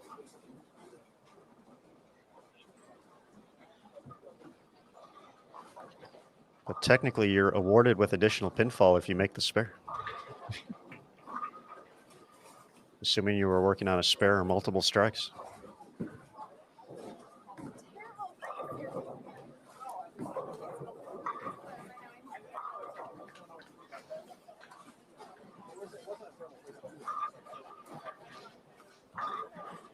But yes, agree with you, Emil. Like having the 6-pin up there to help. Most of the time, it doesn't help me. I'm going to miss them both the same way. Probably top the 3 off. But Dasha being the professional that she is, talented spare shooter, offers us a textbook conversion of the baby split. And that's why she is who she is.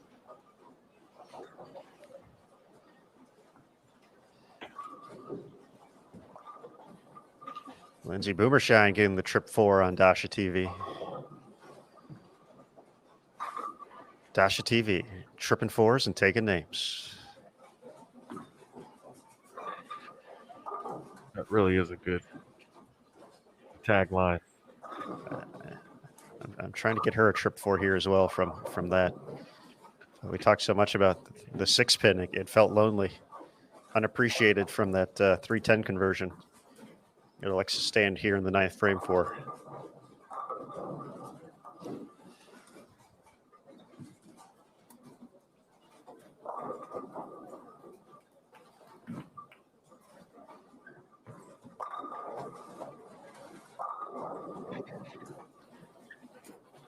I would be 100% on board with Dasha hosting her own podcast or show, whether she's talking about bowling or not. I would subscribe to that instantly.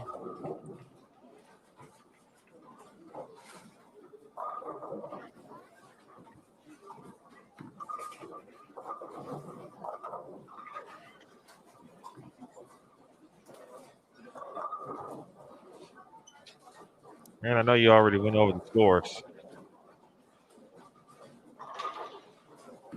And the current standings.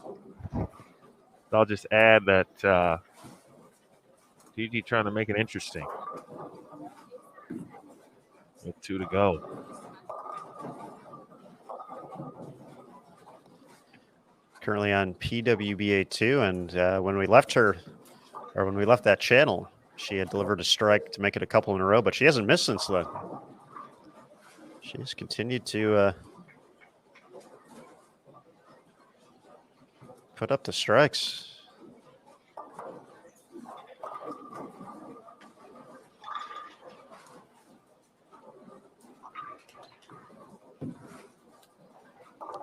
Lindsay Boomershine, 236.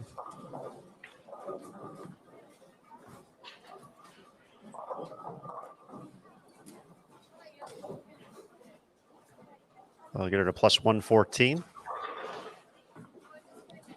Valerie's going to be in the 2-0s here. Mark at 204. Currently in the cut, so she'll improve to plus 267.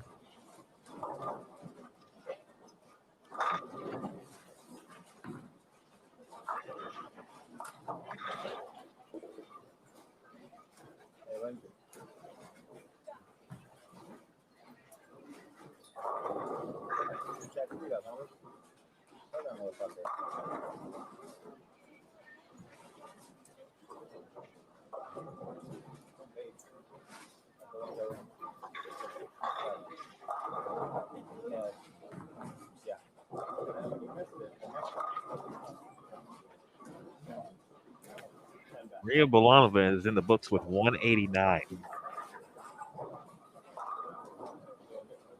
In game 4, and Brianna Cote shot 213.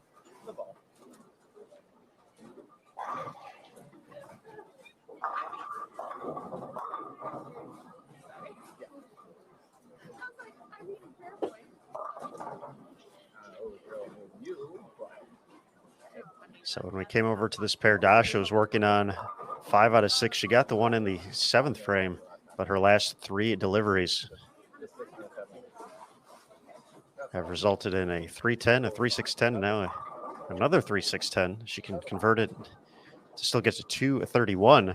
So we mentioned she was 37 pins back of the cut heading into this game. So an opportunity for her to get north of plus 200. Challenge for a spot in the top 12.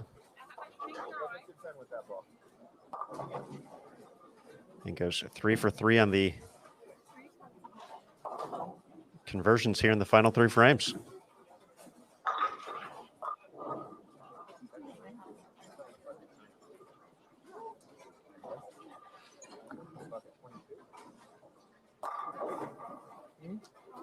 Dasha 227, or excuse me, Daria 227. They'll get her to plus 173, so she's definitely in the conversation here with 2 to go.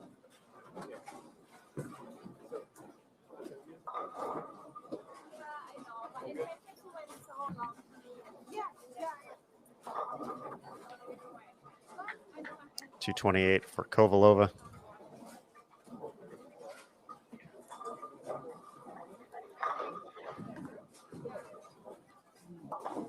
Gigi's going to be in the 240s this game. So she's going to move right around that plus 170 mark as well.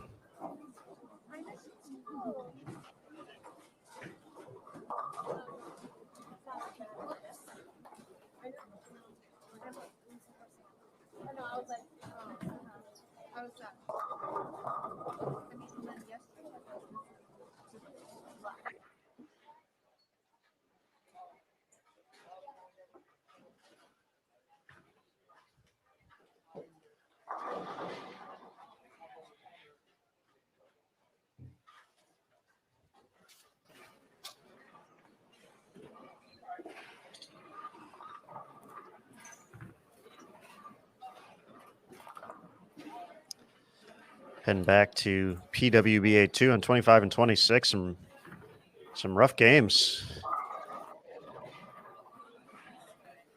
for Sandra and Missy. Missy 171. So she was in 8th place at plus 247. So she's going to drop to plus 218. So going to be interesting for Missy now in the final 2 games. Tanya at plus 169 can get to 226. Which would get her to plus 195. So it's, I feel this has been one of the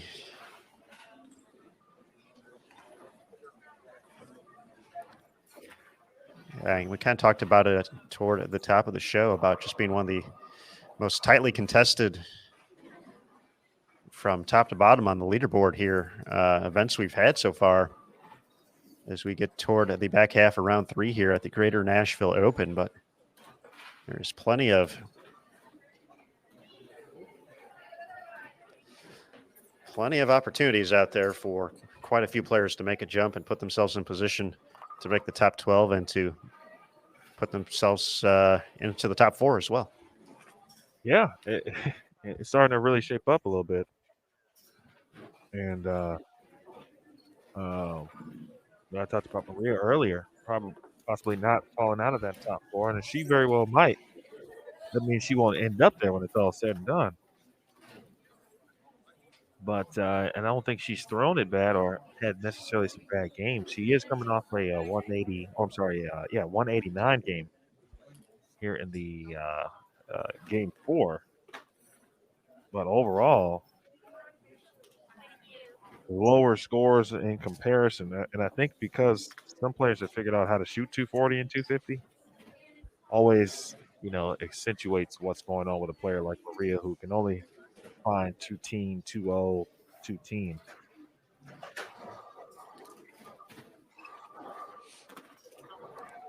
We got Game 5 coming up next here on BowlTV.com. Of course, we want to give a big shout out to our official lane maintenance provider here on the PWBA Tour, Kegel. With products for bowling centers, coaches, and mechanics, Kegel is truly built for bowling. Be sure to visit kegel.net to learn more about all they do for our great sport. One of the great offerings from Kegel, of course, is Specto. Specto Bowling has everything you need for a hardcore practice. See your stats and learn what your ball is doing. Be sure to check it out and download the Specto Bowling app today.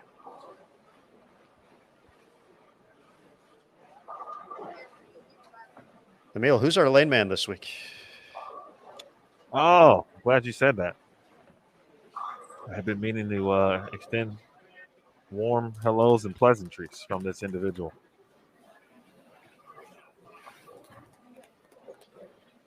Is it Doug? No, Is it Bill? no. Ooh, You know who it is. now I'm intrigued. You know who it is. Come on.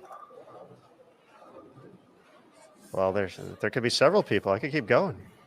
Is it Gus? Yes. Gus, how about that? That's my guy right there.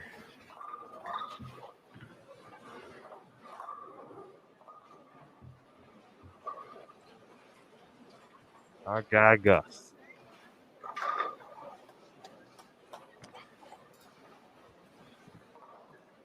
Well, when you see Gus, you tell him that I miss him dearly. Okay, Emil?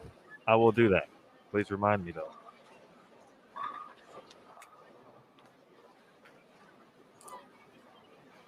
I'll expect text confirmation. I can help you out with that. See, Juan in the chat knows what's up. Got a giddy up in there.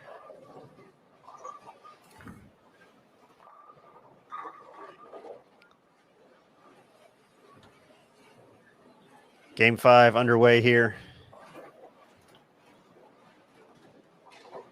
Our first looks here on the commentary channel at Jen Hokersack, Cassandra Luthold, and Shannon Pluhowski.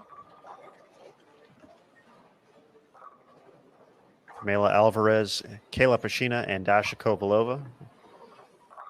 Caught a little bit of their game 4 just a couple moments ago. Moving into game 5 on 27 and 28.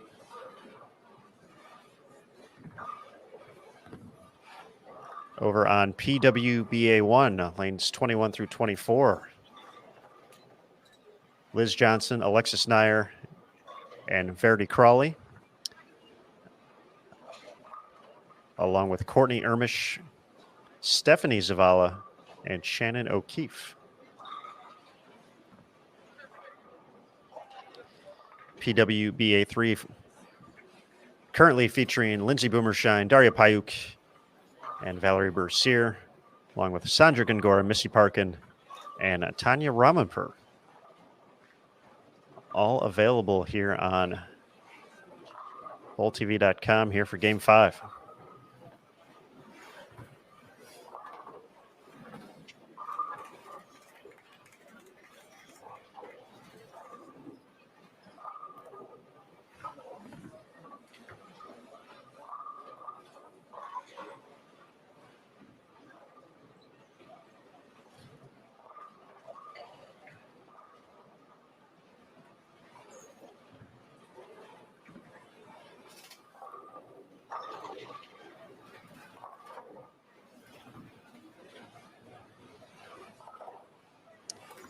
We do have scores updated after 4 games here in round 3. 16 games overall. Brianna Cote continues to lead. She's at plus 352.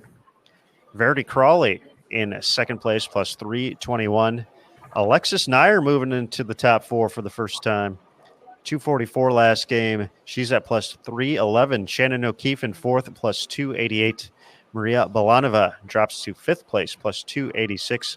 Birgit Norreichs at plus 279. Valerie Bercier in seventh, plus 261. Cassandra Luthold, plus 258. Brianna Clemmer, plus 256. And this is where things get interesting. We have a little bit of a drop after 9th place down to 10th at plus 218, Missy Parkin. Plus 216, Stephanie Zavala. And then Shannon Pluhowski, currently the cut number at plus 207, 4 pins ahead of Dasha Kovalova. So they're bowling right next to each other here. Dasha at plus 203 after 228 last game. Tanya is at 183 over. So she is 20 pins back. 30 back, Daria Payuk at plus 173. 31 back, Gigi Mason at plus 172. Julia Bond plus 166. Caitlin Johnson plus 145. Ashley Galante plus 116. Lindsay Boomershine plus 114. Your top 20.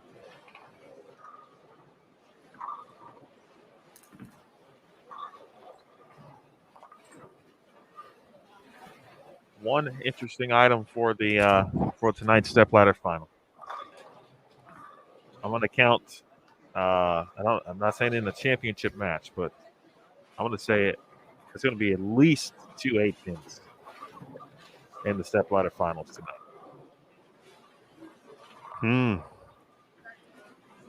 Seen a lot this week. It's kind of your thing now. Predicting doom in the stepladder final. Well, 7-10s 1 week, 8 pins now. It's not, obviously I'm not doing it to be mean. By the way, I've been mentioning Ramon from Bold TV. The chatter's been here. And when I had talked about the 7-10, that did happen. I forget which event it was now. And Ramon got at me in the chat about it, but he was being funny. We did meet a really good individual, by the way. He's here in person in Smyrna. That was at the BVL Open, the 7-10s, because Stephanie Zavala did leave one, but she was able to overcome to claim her second title.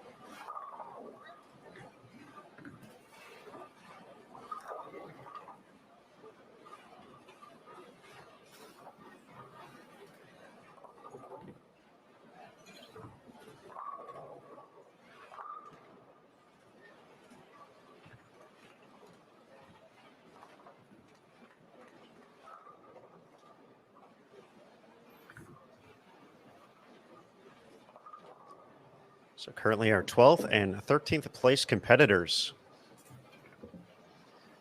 Shannon Pluhowski and Dasha Kovalova, competing here game 5 of 6 at the PWBA Greater Nashville Open for the chance to bowl in the next round. Kovalova, 4 pins behind at plus 203. 3 for 3 so far. Pluhowski, though, 4 out of 5.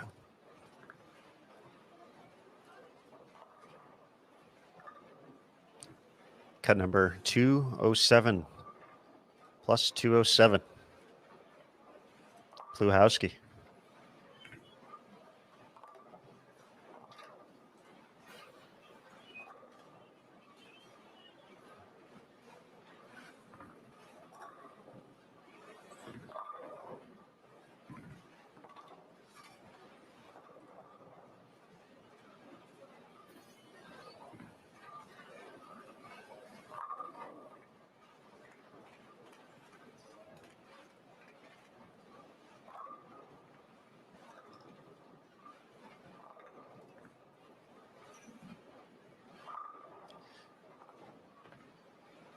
We talked about Alexis Nyer moving into the top 3 for the first time, and she has started with the front five on 21 and 22.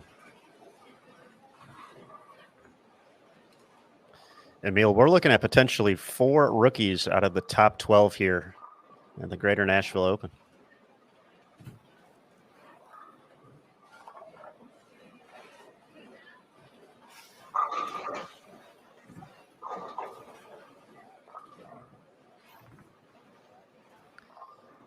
It's been really fun to watch this rookie class get more comfortable. We talked to Maria Balanova yesterday about that, and just, kind of the opportunity to get more comfortable, understand her ball motion out on tour, understanding different parts of the lane that the tour will typically force you to play. But the fact that we could have 33% of the top 12 being rookies is pretty incredible. It's a different group, man. It's a different class. I think every year the rooks that do come out obviously are prepared and they can bowl, but again, with the abilities of current collegiate players who are more than prepared, generally speaking, when they step out, and obviously it's another learning curve when they get here, and then players are certainly showing you that. But overall, as a group, I'm not sure. Again, it might be a few years before we see a group like this of this magnitude perform so well so early.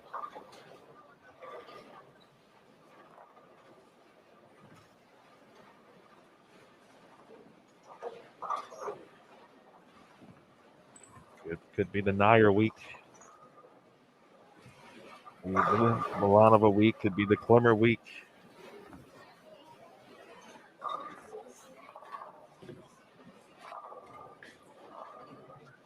Could be pretty cool. Anthony is here this week. He's been here the last couple of weeks, actually.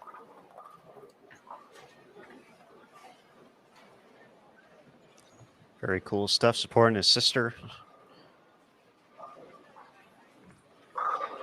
After finding his own success on the PBA Tour at the U.S. Open. It's a couple months back.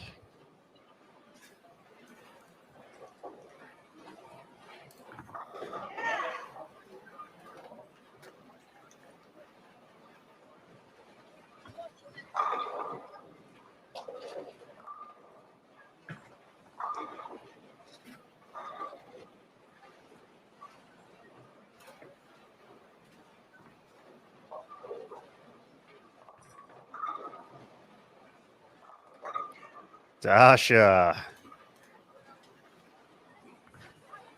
Piece of cake. How about 3, 4, 7, 10.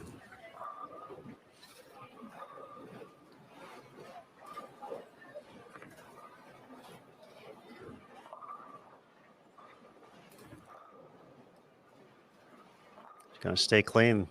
A huge spare once again. Game and a half left to go here before we get down to the top 12, and she is right in the mix. Attempting to keep pace right now with Shannon Pluhowski, who we're watching as well, who has delivered 6 strikes in her first 7 frames.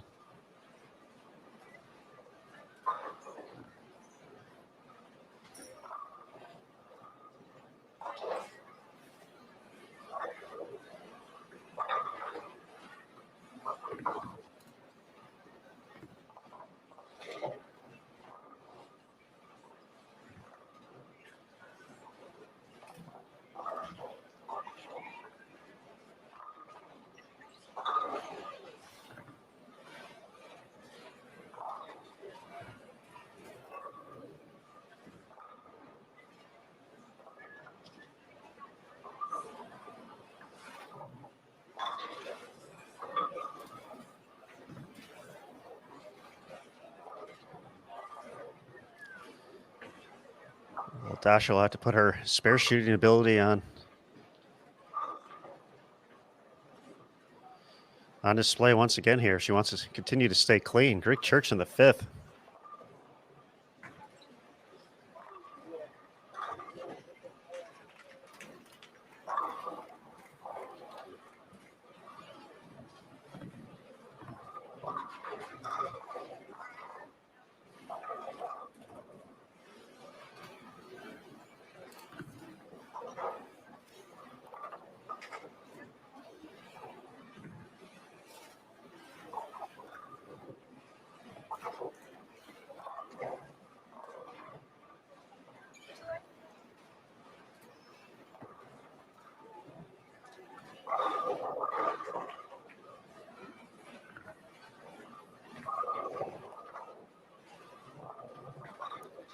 Dasha will take the 3, so the advantage for that final spot remains in Pluhowski's favor.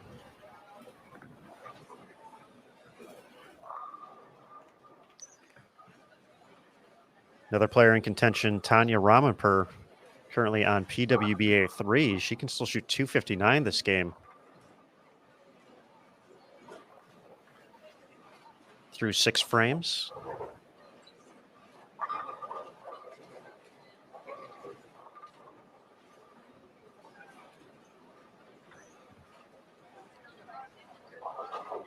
Daria Payuk, also max in the 250s, 257 at the moment, with the 8th, 9th, and 10th frames to go.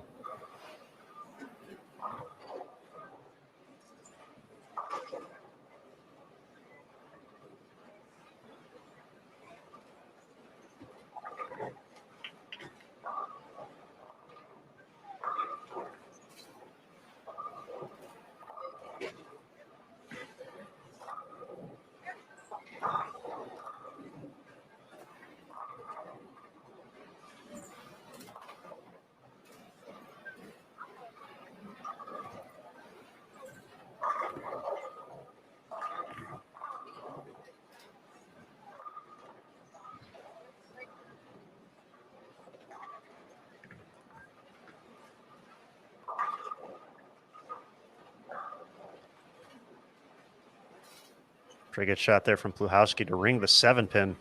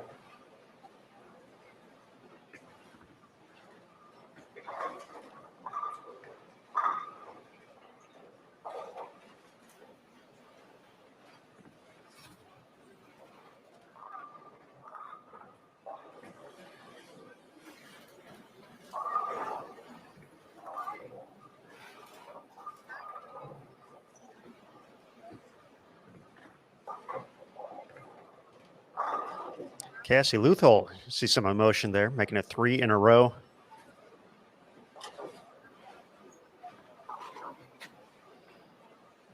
A plus 258 in 8th place entering this game.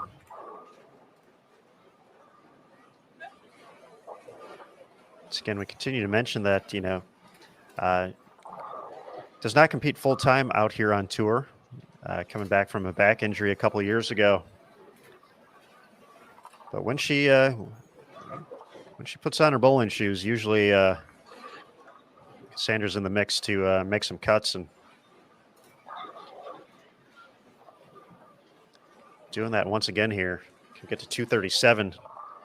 Oh, trouble for Pluhowski in the 10th.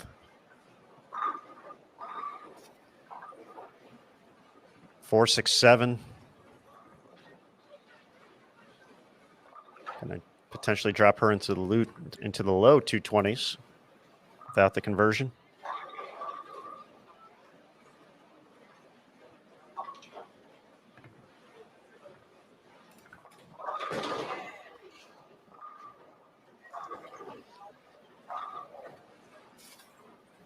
Shan gets the 2. That'll be 223. So for Dasha, who's 4 pins back, she could cover up this single pin right here.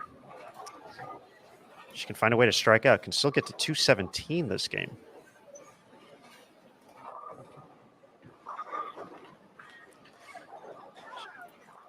Mark at 221 for Pluhowski. Looking like that one's stuck, perhaps. A little extra air there. Yeah, that could be a hurter there.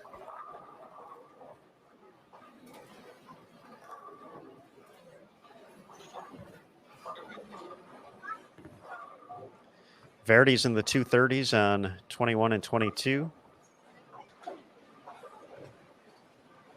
268 still out there for Alexis Nair.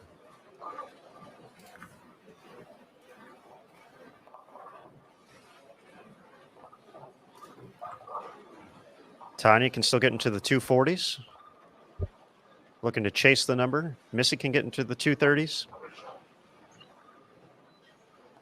230s for Daria. So despite the open in the 10th for Shannon,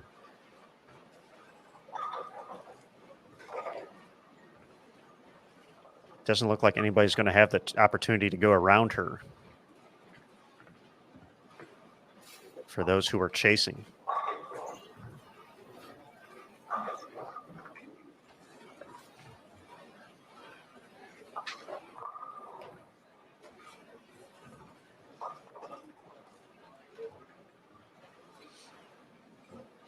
Max now for Dasha and the 2-0s.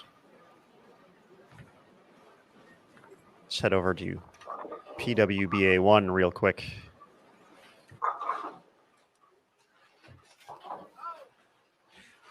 A couple of high scores reported from Roderick. 238 for Taylor Boltice, 232 for Liz Colkin.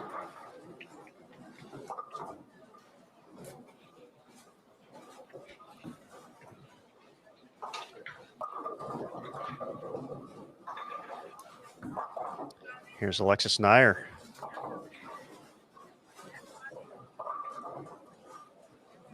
One hooks early. Not going to get to the 260s, but 250s is in play, or is there now. So depending on, she's going to pass Verity Crawley here to move into second. And depending on what Brianna Cote did, Alexis Nair could be challenging for the lead right now.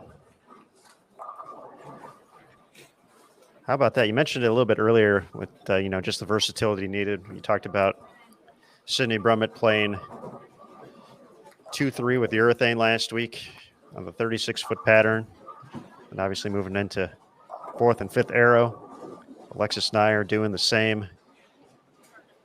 Said she liked playing outside, liked playing 1-2-3. Showing off that versatility. 257.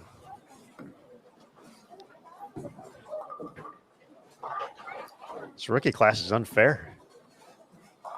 It's unfair that only one person can win this award this year. Right. They're we could, it's based on points, obviously, not a vote.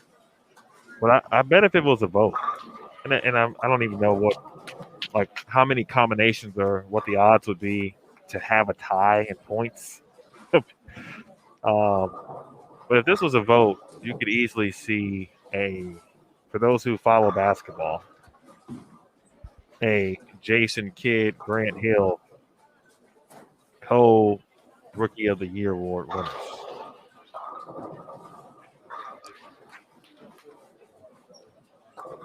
The way it's all going to shake down. And obviously we don't know, but it's every week some rookie is going to give you a first-hand look of why they're excellent, going to have a successful career, hopefully, and why they would be in contention to win that award. This finish from O'Keefe, 218. Stephanie Zavala, we mentioned her being in 11th place, so she's going to stay put at plus 216. So Pluhowski will go around her. Let's see, PWBA 3 still has some action. Let's head over there next. Emil, I was impressed by in talking about voting for NBA awards. No mention of D Rose getting a first place vote, so I was expecting that to come out there, even though it had no relevance to it. I missed that. Sorry. Say that again. I was secretly hoping for you to mention D Rose when you're talking about NBA and Rookie of the Year, Player of the Year voting, and him getting a first place vote this year. I wasn't mad at it. There were a ton of other people who were, though. I was like, yeah, you're right. Yeah. Now, if he got a vote more than over Julius Randle, then that's understandable.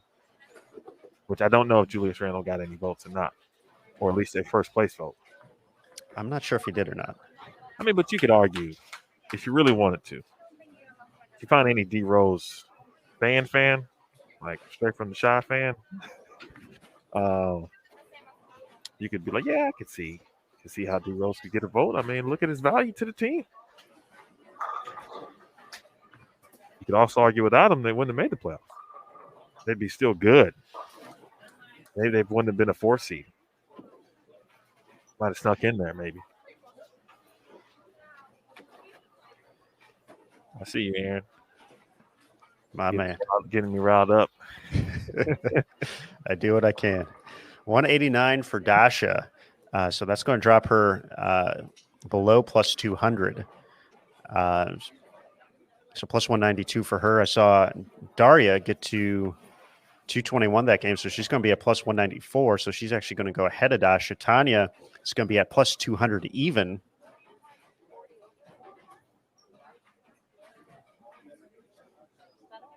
Missy, nice game there, was in the 230s, so she's going to kind of get away from that 3-player bunch that was a little bit closer. Approach that plus 250 range. So unless I don't think I caught Gigi Mason, Julia Bond, Caitlin Johnson, if they had a big game or not. But it looks like the top 12 is going to stay the same heading into this last game, but a few players have gotten a little bit closer to the number. So it looks like I think it's still going to be at plus 216. But Ramanpur, Kovalova, and Payuk are going to be right there, just right around 20 back. So if Gigi or Julia put together a big game, went 230, 240, they kind of jumped into the mix, and potentially for Gigi, if she got into the mid 240s, she would jump into that final spot. I believe Gigi was in the 170s.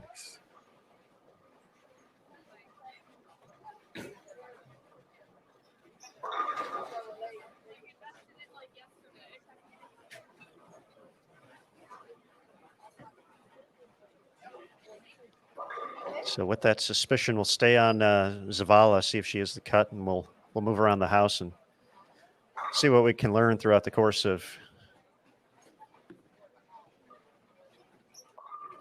this final game as we get a score update.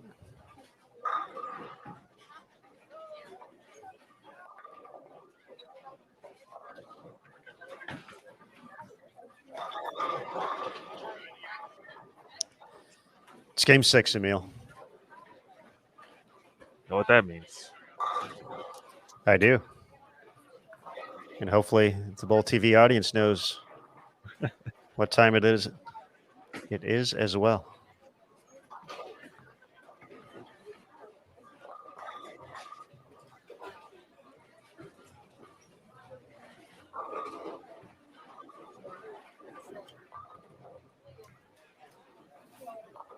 Give it away, give it away, give it away now.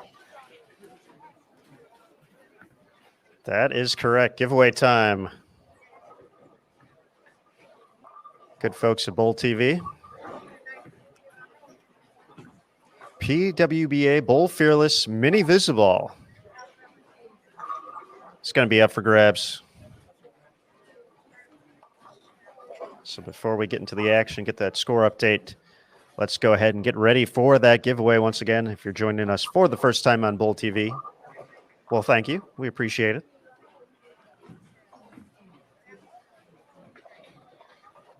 You'll see a prompt in the bottom left-hand corner of your screen in just a moment that will say a giveaway will begin soon. Watch here to participate. It'll count down for 60 seconds. And then in that very same spot after the 60 seconds concludes, you'll see a new message that says the giveaway has begun. and I'll count down for 45 seconds. And with that, you will see a submit entry button. And all you have to do, good folks, is click that submit entry button. You'll have an opportunity to win a mini Visiball branded PWBA Bull Fearless, the new look and feel for the 2021 season. They're sharp. Giving away a few of them already this season and going to continue to do so here. So if you are in full screen mode, this is our friendly reminder. Take it out for a minute or two. Make sure you can see the chat.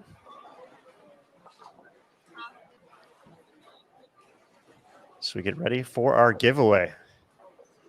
You know, Emil Verdi's a crowd favorite here on Bull TV. Let's start the giveaway after her second frame here. So after the conclusion of Verdi's second frame, we'll start the giveaway. That's good. That's enough time to tell you that Alexis Nair is the new leader. How about that? At plus 368. The aforementioned Verity Crawley is in second at plus 354. Woo. Brianna Cote is third at plus 334. Shannon O'Keefe is fourth at plus 306. Maria Bolanova is fifth at plus 299. Birgit Norwikes and Valerie Garcia are tied for sixth at plus 288. Cassandra Luthold is eighth at plus 272. Brianna Clemmer is ninth at plus 271. Missy Parkin 10th at plus 251. Shannon Puhowski is 11th at plus 228. And Stephanie Zavala currently 12th at plus 216. Tanya Raumemper, the first one out, and 13th at plus 200. Daria Payok is 14th at plus 194. Dasha Kovalova is 15th at plus 192. Small jump or dip, 16th is Julia Bond at plus 169. Caitlin Johnson, 17th at plus 158. Ashley Galante, 18th at plus 153.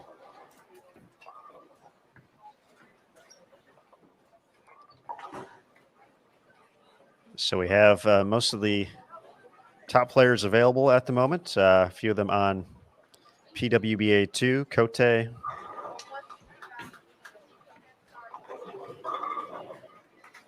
In addition to our new tournament leader here, Alexis Nair, Verity Crawley,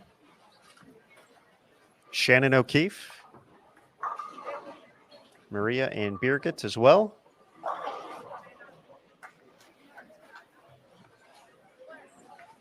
After this giveaway, I will share some information. And there's going to be some people in the chat who become fans of Alexis Nair. Oh, let's go. They're already probably fans. But I'll be like, oh, man, that's what's up. Giveaway is live, folks. Best of luck. Wait for that submit entry button.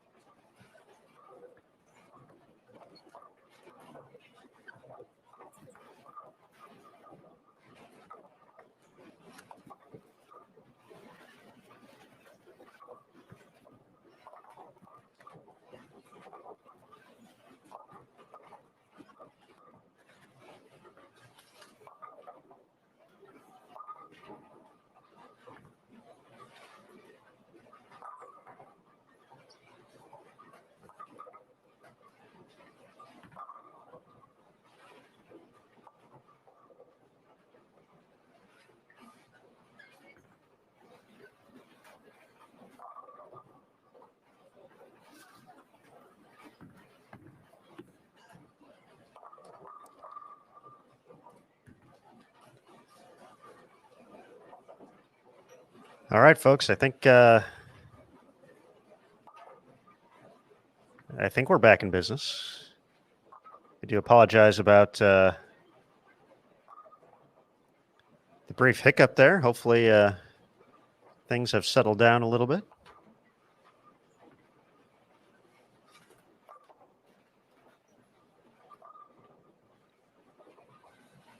Congratulations to Cindy for winning the PWBA Mini Visible. Cindy, our marketing team will be reaching out to you early next week.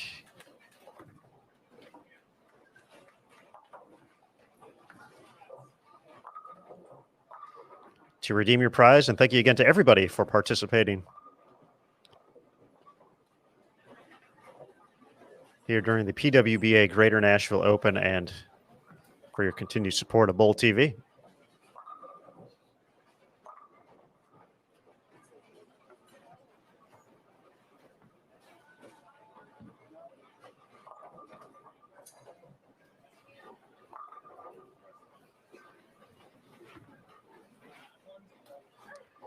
All right, we were getting ready for a report from Emil prior to our little freeze up right there. So let's bring him back into the show.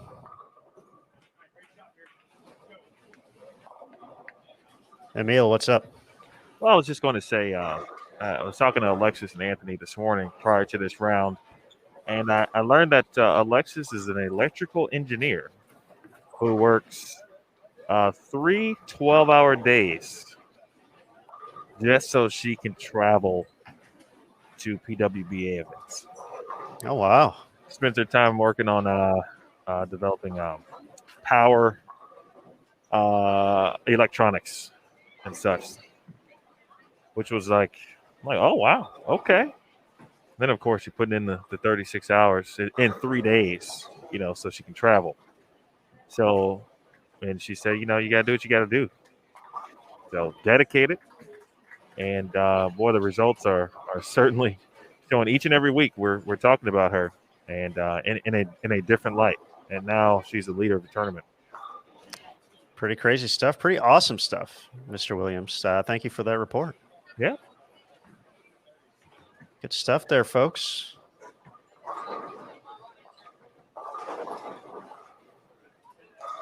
So we get down to the stretch here. The home stretch, if you will. Alexis and I are leading by 14 pins over Verity Crawley. They are bowling together, and right now, similar max scores available for both. Both still have 250s out there.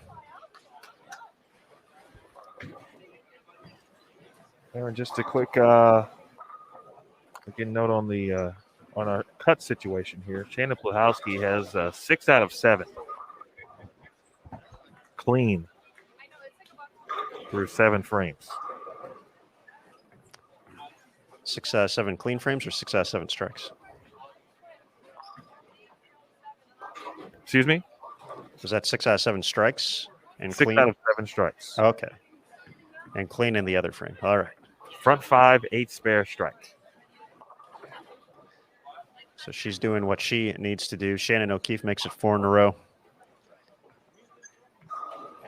Stephanie Zavala, nothing too crazy this game. She was the number plus 216. She had 16 pins to work with. Tanya Ramanpur, the next closest at plus 200.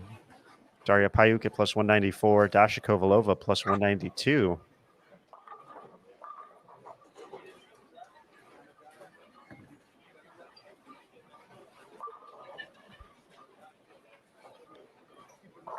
Taking a quick peek around on the pairs we do have available at the moment. Jada Horn, front 7.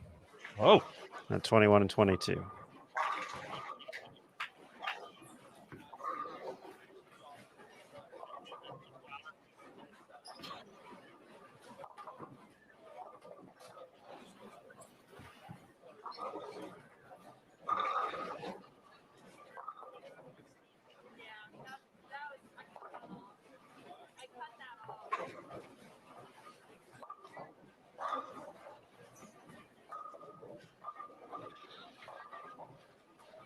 We'll have to get a note on Julia Bond She's down on the high end, the final pair of competition.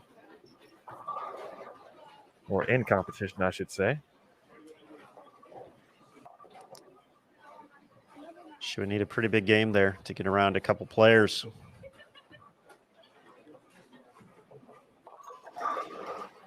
So Zavala like that one.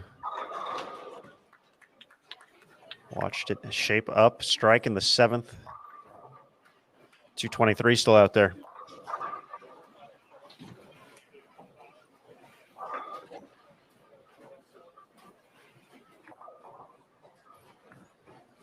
Shannon O'Keefe going to potentially challenge for the lead heading into the round of 12.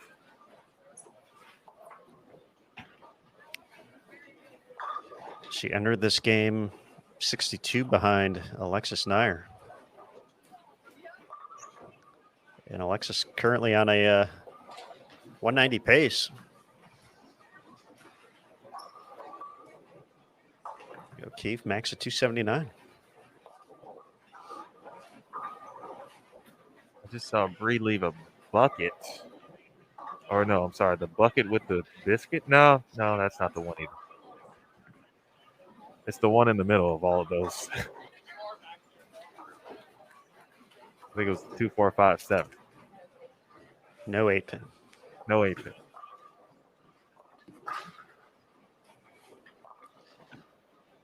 See, I got you saying it though now. Yeah, I say it a lot. Bucket and a biscuit.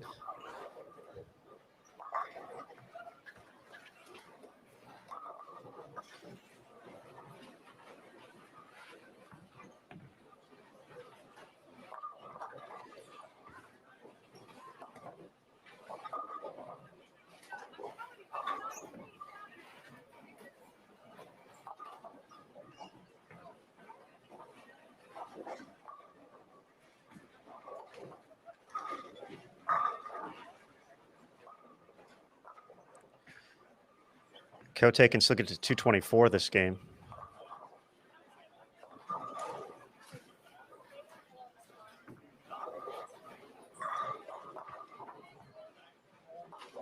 Jada Horn did not strike in the 8th frame, so her string strikes ended at 7.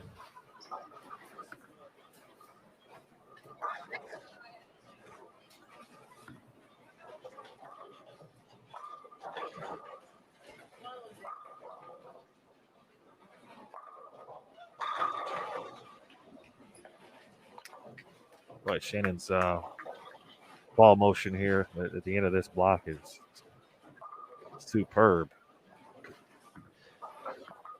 Superb was that trip 5-pin from Verdi. Yeah, it was dope. Let's go, Verdi. Getting one of the hits for all of us low rev folks out there.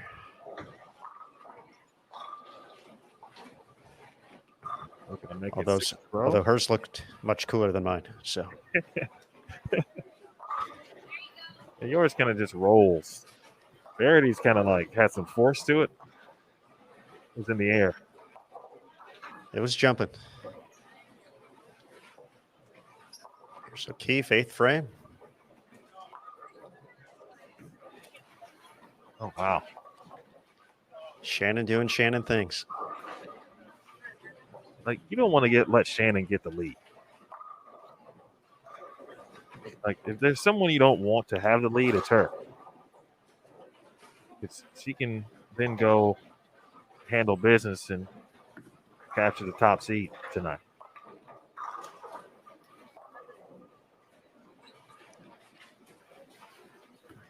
And to be honest, you really don't want to face her in a title match.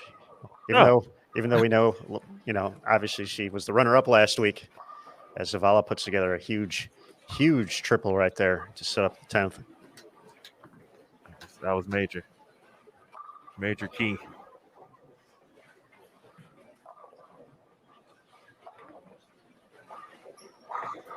Let's find Birgit for you here. She's on PWBA 2 right now. She's working on a couple strikes in a row after a few early opens. Mm-hmm. Max of 234 with the 10th frame left to go.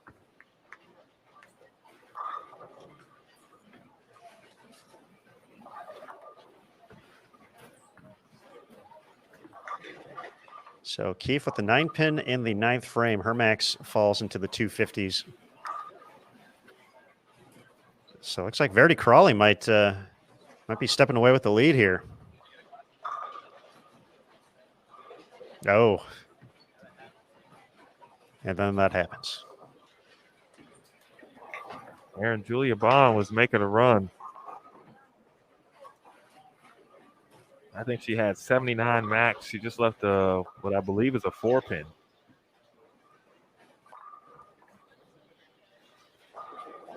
She is 47 back. So that hit might take her out of contention if Zavala can step up here and throw a double.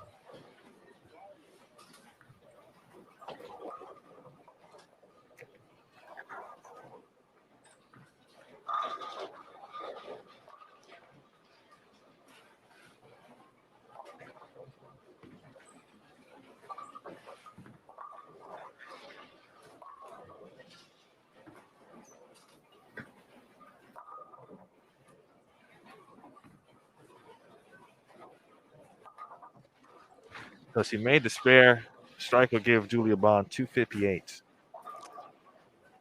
258 would be, let's see.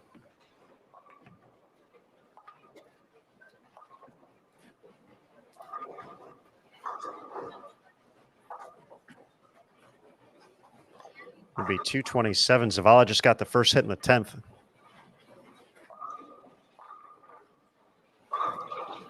So Stephanie would have to get to 211 this game.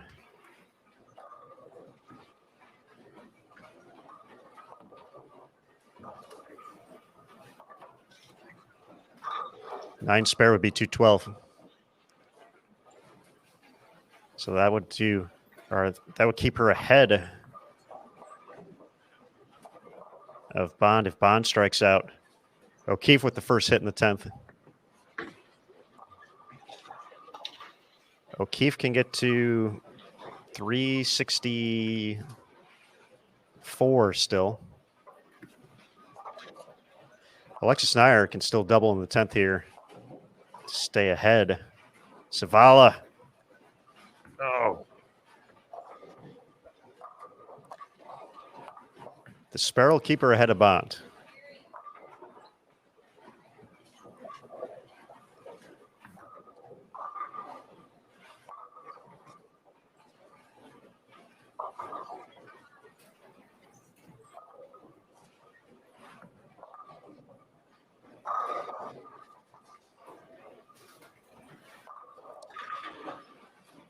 Shannon O'Keefe, folks. Brianna Cote finished with 199, 221 for Birgit. Brianna Klemmer can get into the 240s. Maria Balanova is going to be in the 190s.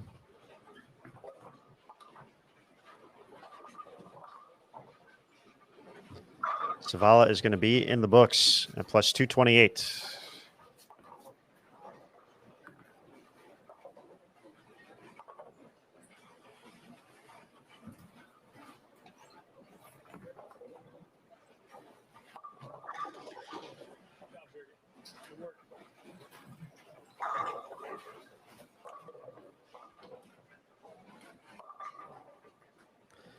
Shannon in the books at plus 361.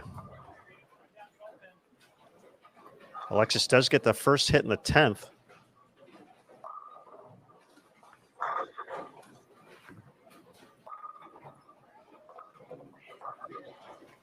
Verity's going to be at 213. So she's at plus 367 now. So she is ahead of O'Keefe.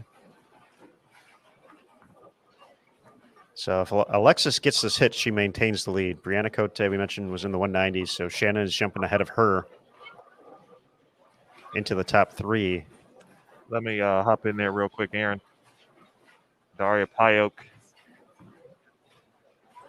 max at 257, already in the 240s. 240s will put her ahead of Zavala.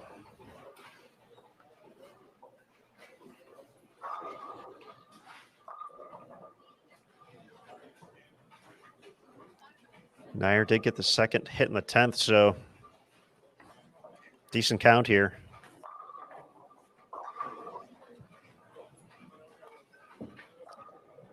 8-9er strike to take the lead into round 4. She'll shoot 200 even. Unofficially, she's got the lead by 1 pin over Crawley and 7 over Shannon O'Keefe. Daria is going to be in the 250s, Aaron Smith.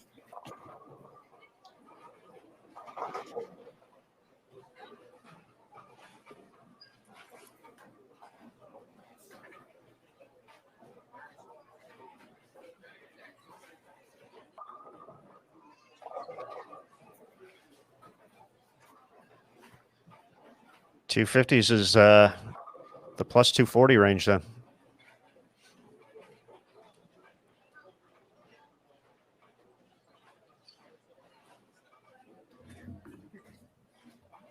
Sounded like Pluhowski was going to be north of 200 that game. She shot 246. 246, so she's in. Parkin was at plus 251, so if she went even. I saw Clemmer was having a good game, so she wasn't dropping. Not sure about Luthold or Bercier.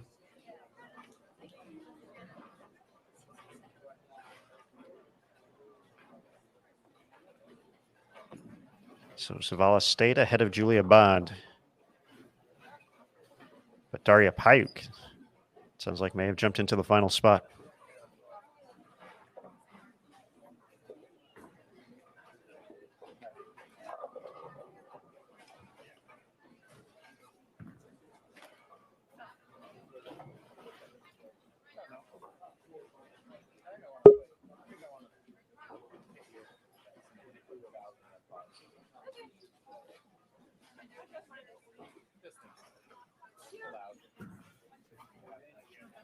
All right, it is believed that I think Missy shot 175. 75 for Missy. 175. That would put her at 226, so she would be behind Zavala then.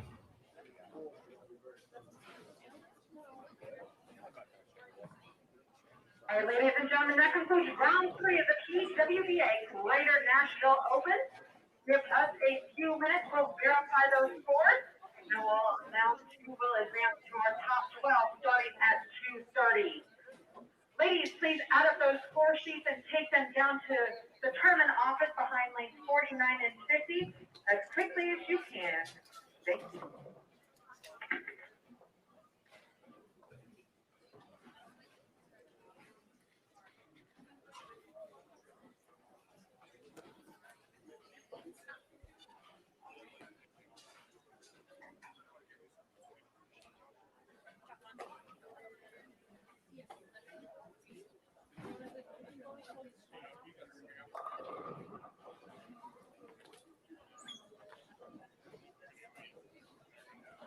So the round of 32 at the PWBA Greater Nashville Open is complete. All right, ladies and gentlemen, that concludes round 3 of the PWBA Greater Nashville Open. Who did you have as your leader? I believe it was still Alexis by a pin over Verdi and 7 ahead of Shannon. Add up those score sheets and take them down to the tournament office behind lanes 49 and 50 as quickly as you can. Thank you.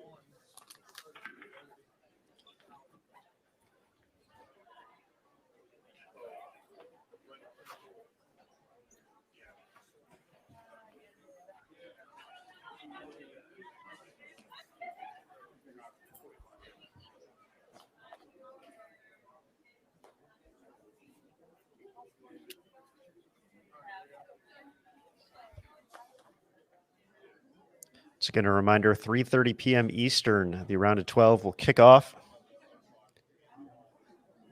So about an hour and a half from now, 90 minutes, give or take. The top 12 will return for another 6-game block here. Then the stepladder finals tonight, 7 p.m. Eastern, right here on Bull TV.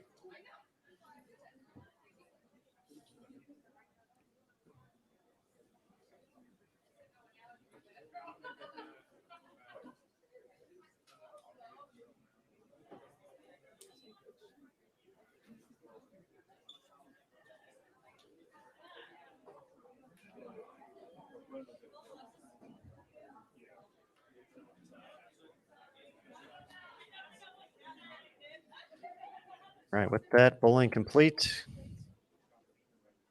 we'll head back to our respective Bowl TV studios.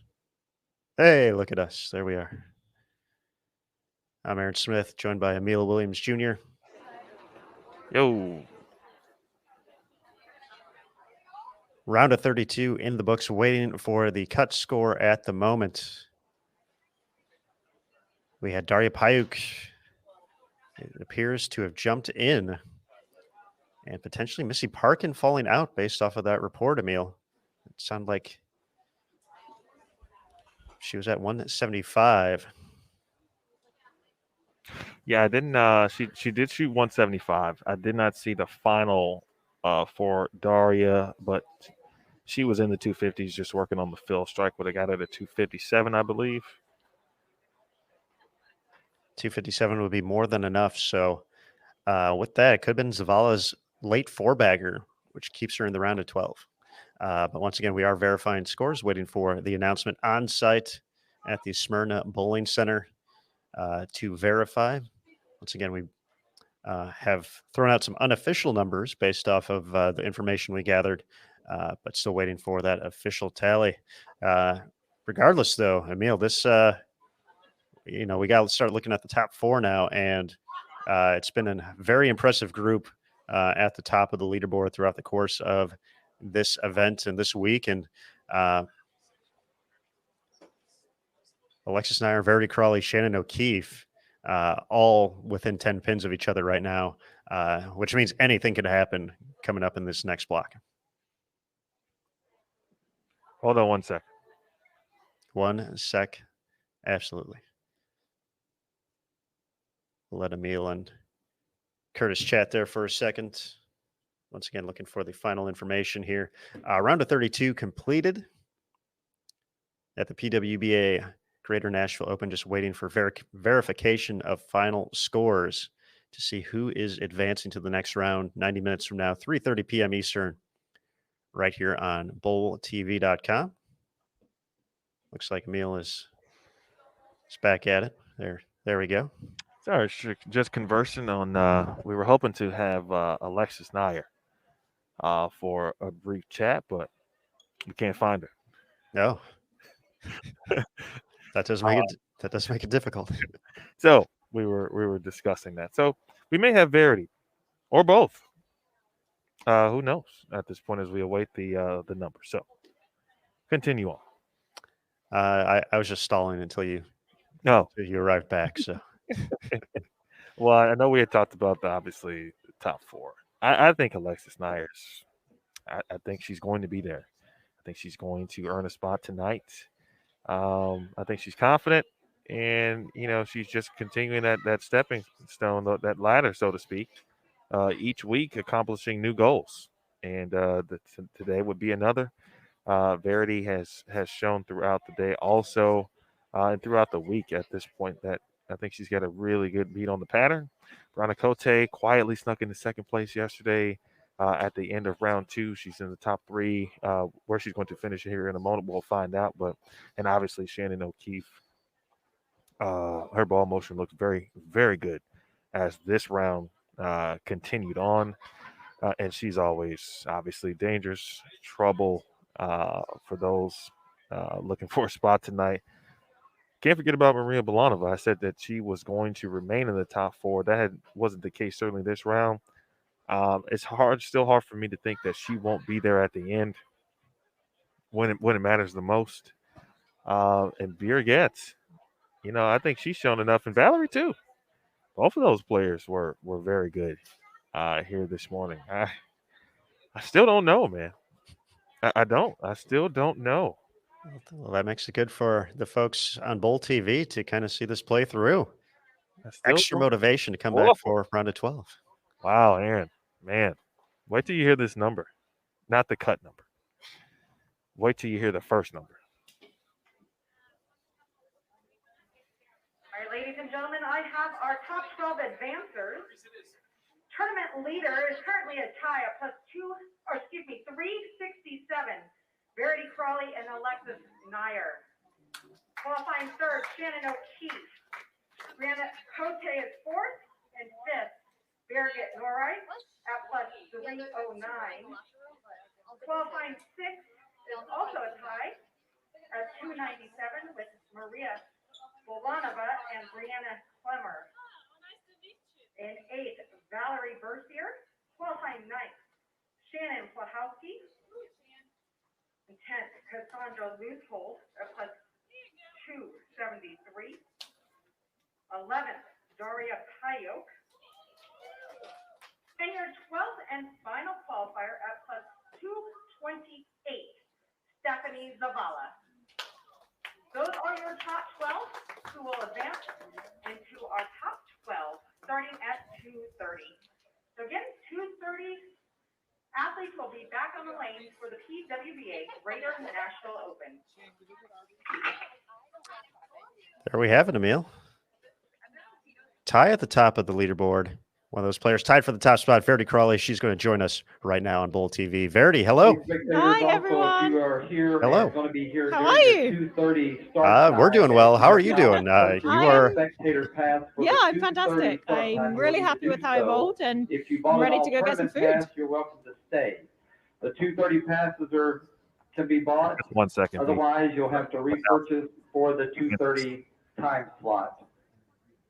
I do thank you for your support and your participation in watching the PWBA. And if you are going to stick around for the 2:30, you will need a blue wristband. Gonna need a blue wristband.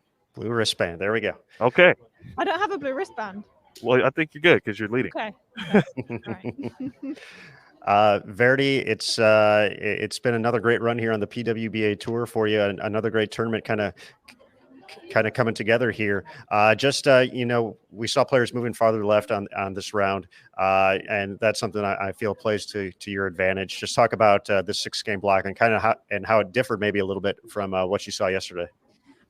I saw them somewhat similar to yesterday. I was pretty far left yesterday, so I obviously did the same thing today. I did start a little bit further left, and I really just stayed patient. I knew that the strikes would come, and I really felt like flat tenning, there was no need to get frustrated over, and I was actually almost happy when I flat tenned because at least I knew that I was in the pocket and I didn't get 5. So that's obviously always a benefit. But I was just really about staying patient. I feel like I saw the lanes very well, and I made the necessary adjustments. I didn't get confused, and I just saw the picture of what to do. So I really just kept everything simple, and from there just worried about executing. And I feel like I threw the ball very good.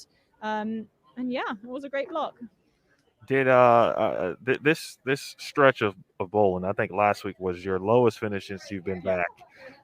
Do you feel that this is kind of some of the best bowling you've done so far in your young career? Oh, 100%. I just think that I'm in a much better place mentally, as well as I just see the lane so much more different now, and I understand my balls a little bit more and the moves, and everything's just kind of come together this year. All right, Verity. Well, we know you got limited time here, so we'll let you go ahead, get that lunch before the next round. But thank you again for joining us here on Bull TV, and continued success, and best of luck in the next round. Thank you. Thanks to everyone for watching, and we'll see you soon. All right, there we go. Verity Crawley joining us for a quick second, giving a little quick recap about how she's seen the lane so far at the PWBA Greater Nashville Open, tied at the top of the leaderboard with Alexis Nyer. So the youth movement certainly in a great spot right here. We did have 4, as we talked about a little bit earlier, 4 players who are rookies this season on tour advance to the top 12. Impressive stuff, man. Really impressive. And wow, I just look back at it and say, yeah, I still don't know who the top 4 is going to be. I am going to say that Shannon O'Keefe's going to make it. I don't think she's not going to make it at this point based on what I saw. I think Verity's going to make it too based on what I saw. I think it'll come down to the rookies. Alexis Nyer, Maria Bolanova. I said Maria would be in it. I've got to stick with that. So I think she'll find a way. And it'll be Alexis Nyer, Brianna Cote, or someone else potentially who might fill that final spot. All right, folks. Well, with that, we are going to go ahead and sign off for the round of 32. We'll be back with the round of 12 in just a little bit. What we got? A little less than an hour and a half now. So we'll be back 3:30 p.m. Eastern, the time. Bowl TV, the channel. You already know that because you're already here. So we'll be excited to come back and join you. Once again, big shout out to Drew Parkin for helping us with the giveaway today. A Missy Parkin replica jersey going out. We also had a mini Visiball PWBA Bull Fearless for the good fans. So we appreciate you guys as always. Another great block to enjoy it with you. So big thank you, of course, to USBC BPAA and their board of directors for their continued support of the PWBA Tour. Kegel, the official lane maintenance provider of the tour as well. Of course, the athletes for putting on a great show each and every week. We mentioned the Bull TV audience, community, fans. We love you. You guys rock. Continue to do what you do, and we'll continue to bring you this excellent content as often as we can. Of course, to the staff of the Smyrna Bowling Center and the on-site crew for the PWBA Tour, to Neil, Kathy, Caitlin, Cecil, a big thank you to them for their hard work each and every week. Finally, the Bull TV crew, Curtis Von Kruger, Emil Williams Jr., I'm Aaron Smith. We're going to sign off here, folks, from the PWBA Greater Nashville Open. We'll be back with the round of 32 at 3:30 p.m. Eastern today on Bowl TV. And folks, we're going to go ahead and sign off. But remember, on Bowl TV, bowling lives here. We'll see you soon.